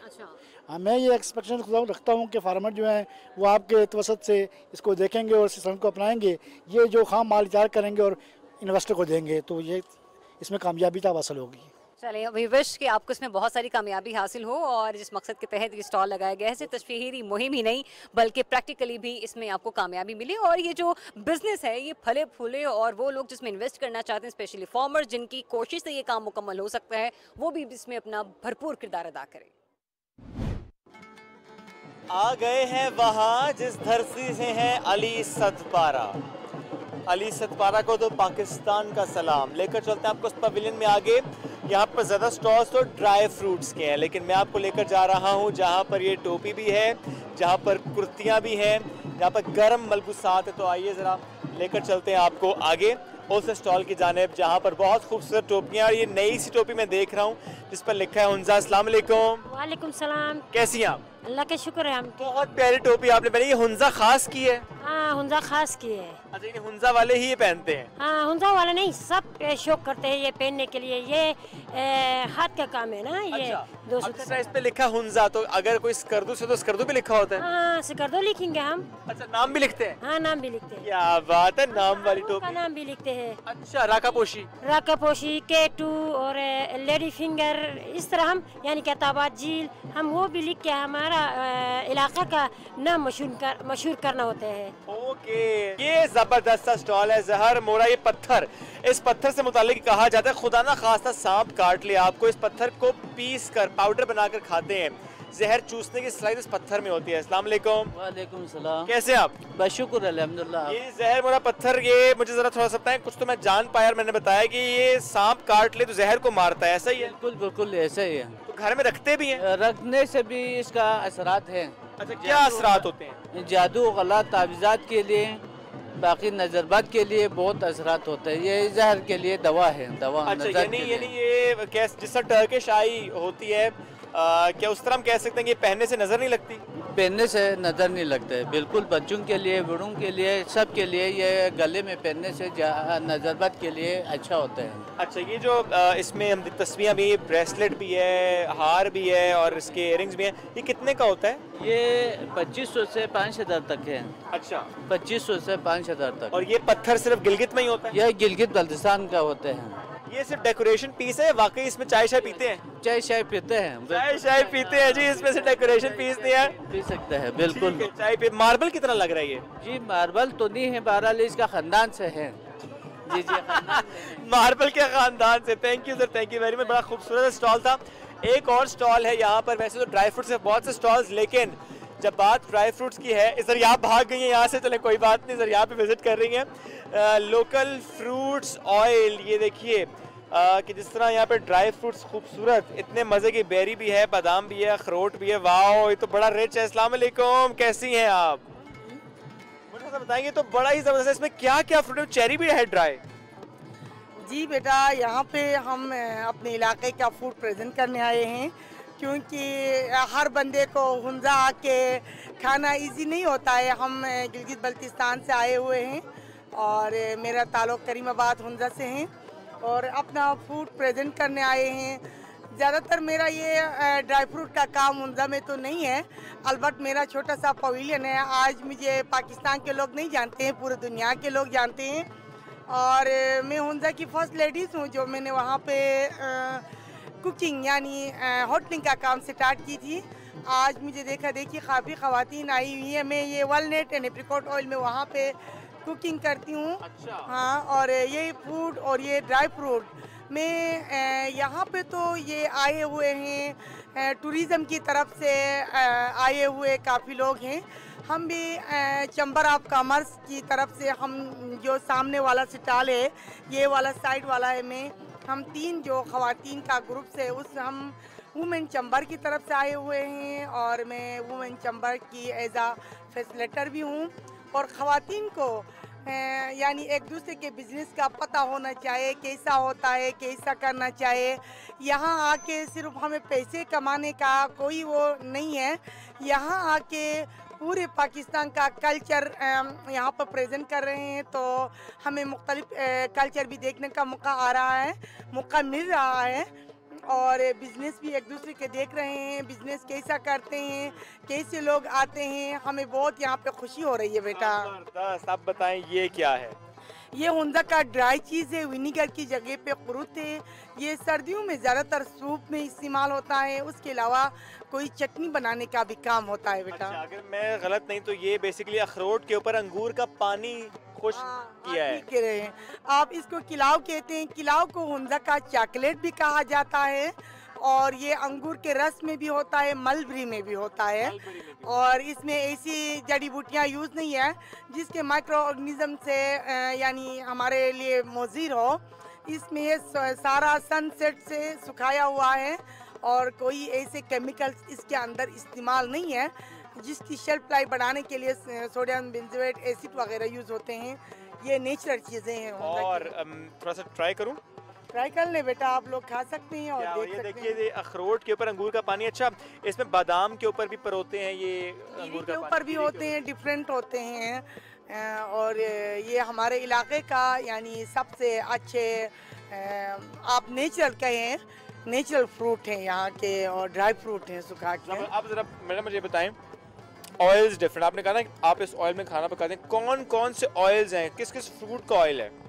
मेरे बेटा यहाँ गिरी का ऑयल है और बादाम का ऑयल है और अखरोट का ऑयल है। जो कि आपको पता है कि बादाम का ऑयल बालों के लिए और स्किन के लिए, ख़ासकर आजकल गंदे जो लोशन केमिकल्स वाले इस्तेमाल करते हैं, अगर रात को थोड़ा सा चेहरे पे लगा के सो जाएं तो जो ड्राई खुश्क होता है या इस तरह के कोई कहते ना एड़ियाँ फटती हैं या मुंह फटता है तो उस पे लगाने के काम आता है। उसके अलावा बेटा अखरोट का तेल जो है कोलेस्ट्रॉल को, जिस्म में जो कोलेस्ट्रॉल है उसको लेस करता है और ये हमारे इलाके में ख़ासकर बहुत मशहूर है और इस चीज़ों से जो जिस्म का कोई ऐसी यानी ऑयल के ज़रिए ब्लड प्रेशर हाई हो या शुगर हाई हो, इस तरह का कोई कॉन्सेप्ट इसके अंदर नहीं है। ये नेचुरल चीज़ें हेल्थ के लिए और हुंजा गिलगित बल्तिस्तान जीबी के अंदर जो उम्रें लंबी थी, पुराने ज़माने यही ऑयल यूज़ करते थे। आजकल हम बाज़ार की चीज़ें यूज़ करते हैं, मसाले यूज़ करते हैं, लेकिन हमारी नेचुरल चीज़ें जो है थोड़ी सी कम हो गई हैं, लेकिन ये बहुत मुफीद है। बहुत शुक्रिया, बहुत अच्छा लगा इस स्टॉल पर आके। बड़ा दुरुस्त उन्होंने कहा कि माजी में अगर सेहत किसी की बहुत अच्छी, उम्रें किसी की लंबी, तो उसकी वजह ऑर्गेनिक फूड का इस्तेमाल, और ये एक बड़ी ज़बरदस्त मिसाल थी कि नॉर्मली वॉलनट्स, कैशूज़, आलमंड्स ये तो हम देखते हैं, लेकिन देखिए किस तरह से पिरोया है धागे में उन्होंने, वॉलनट को ऊपर चढ़ाया है अंगूर का पानी, इस तरह से मुख्तलिफ ऑयल्स जिसमें पकाते हैं खाना। तो ये है राज गिलगित बल्तिस्तान वालों की सेहत का, खूबसूरती का।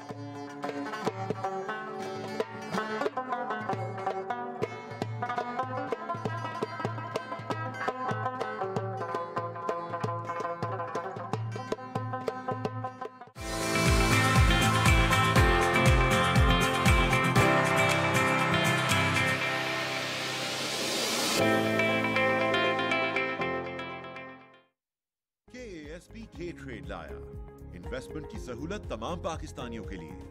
अब पाकिस्तान स्टॉक मार्केट में आप पाकिस्तान की टॉप कंपनीज के हिस्सेदार बन सकते हैं, वो भी निहायत ही आसान तरीके से। बस के ट्रेड ऐप डाउनलोड करें और पाएं रिसर्च पोर्टल तक रसाई, सबसे कम चार्जेस और घर बैठे पाएं बेहतरीन सरमायाकारी का मौका, कहीं भी कभी भी। KASB के ट्रेड, अब इन्वेस्टमेंट करे हर कोई।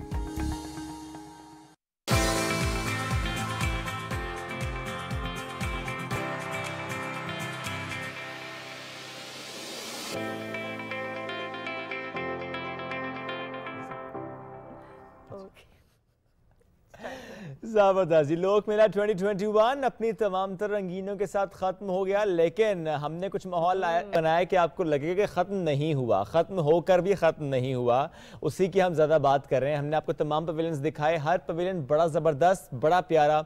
मुझे पर्सनली सबसे ज्यादा मजा आया था केपी पवेलियन में। आपको ज्यादा मजा? मुझे सिंध में ज्यादा मजा आया था, क्योंकि आपने केपी को कवर किया था, आपने वहाँ की ट्रेडिशंस देखी, आपने वहाँ का कल्चर देखा। चूंकि जब मैं सिंध में गई तो मैंने वहाँ पे सिंध मुझे इसलिए भी बहुत ज्यादा बेहतर और प्यारा लगा कि वहां पर जो कुछ स्टॉल्स लगाए गए थे उनको उसी तरह से डेकोरेट किया गया था और बनाया गया था जैसे कि वो हकीकत में होते हैं गांव और देहातों में लगे हुए। और सबसे स्पेशलिटी ये कि खवातीन स्टॉल्स पर ज्यादा नजर आ रही है। क्या बात खवातीन की हो रही है, तो कुछ ऐसी खवातीन, कुछ ऐसे फनकार जिन्होंने रिप्रेजेंट किया सिंध को, जिन्होंने रिप्रेजेंट किया सिंध की सकाफत को, सिंध की मौसीकी को, ना सिर्फ इस मेले में बल्कि अमेरिका में भी। आज वो है हमारी मेहमान। लोक मेले में तो रंग जमाया, क्लासिकी, फोक, सूफी, ठुमरी, फिल्मी गानों का तजुर्बा है इनका। अनीना फिदा आज हमारी मेहमान है। अस्सलाम वालेकुम, गुड मॉर्निंग।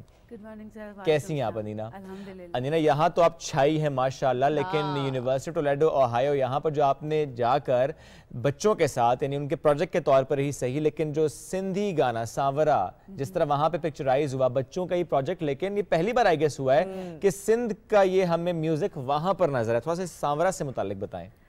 सांवरा सर, एक तो क्योंकि सिंध के राग आपको पता है कि दुनिया में बहुत मशहूर है, हमारे पाकिस्तान को भी रिप्रेजेंट करते हैं सिंध के राग। तो सिंध का राग मज खमाज एक, उसमें हमने एक कंपोजिशन बनाई। फिर मैंने सोचा कि इसको क्यों ना इंटरनेशनली जाके कोलैबोरेट किया जाए, क्योंकि जब भी आप सोचते हो पॉजिटिव तो वो होता है, जो आपका गुमान होता है वैसा ही आपका मुस्तकबिल भी होता है। तो वो चीज़ मैंने सोची और इसके लिए वर्क किया। उनके कॉरेस्पॉन्डेंस से हमने बात की, यूनिवर्सिटी के लोगों से बातें की और किए हमने प्लान हो गया। प्लानिंग की आपने सारी। लाइक उस वक्त तो पैंडेमिक था तो हमने थ्रू इंटरनेट, तो उन्होंने कहा कि अगर आप आ सकती हैं तो आ जाएं, तो मैं गई वहाँ पे तो बहुत ज़बरदस्त रिस्पांस मिला। पहले तो उन्होंने मेरा सॉन्ग सुना, लाइव सुना मुझसे। जब उन्होंने सुना तो लाइक उनके गूज बम्स खड़े हो जाते थे जब भी मैं गाती थी। तो कहते थे कि आपकी आवाज़ में क्या है जो हम लोग कंट्रोल नहीं कर पाते, लाइक बहुत ज़्यादा अटैच्ड हो जाते हैं। बहुत बड़ा कॉम्प्लीमेंट है, बहुत बड़ा। हम भी कंट्रोल नहीं करना चाहते, इसलिए हम चाहते हैं कि हमारी आवाम कंट्रोल करे। तो जो जरा सांवरा आपने गाया है, हम चाहते हैं कुछ बोल उसके हो जाए। थोड़ा सा जरूर।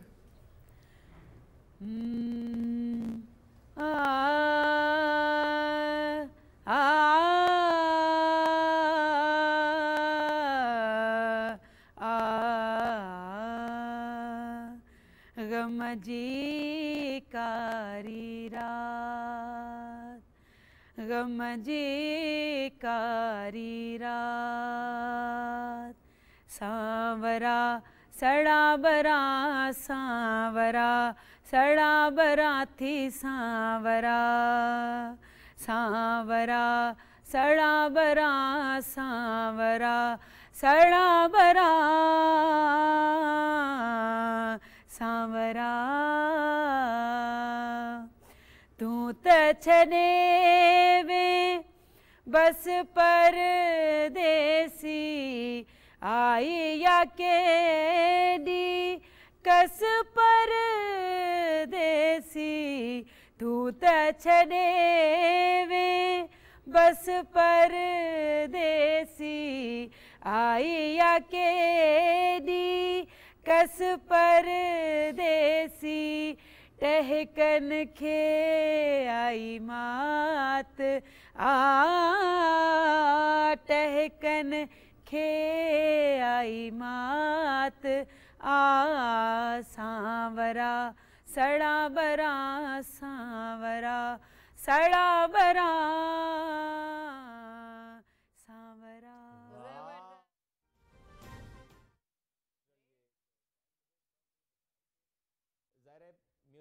Has no borders. म्यूजिक अपनी एक ज़बान है उसकी, सबको समझ आती है, तो इसलिए वहाँ के बच्चों को जो जिन्होंने आपके साथ कोलैबोरेट किया उनको समझने में शायद वक्त ही नहीं लगा।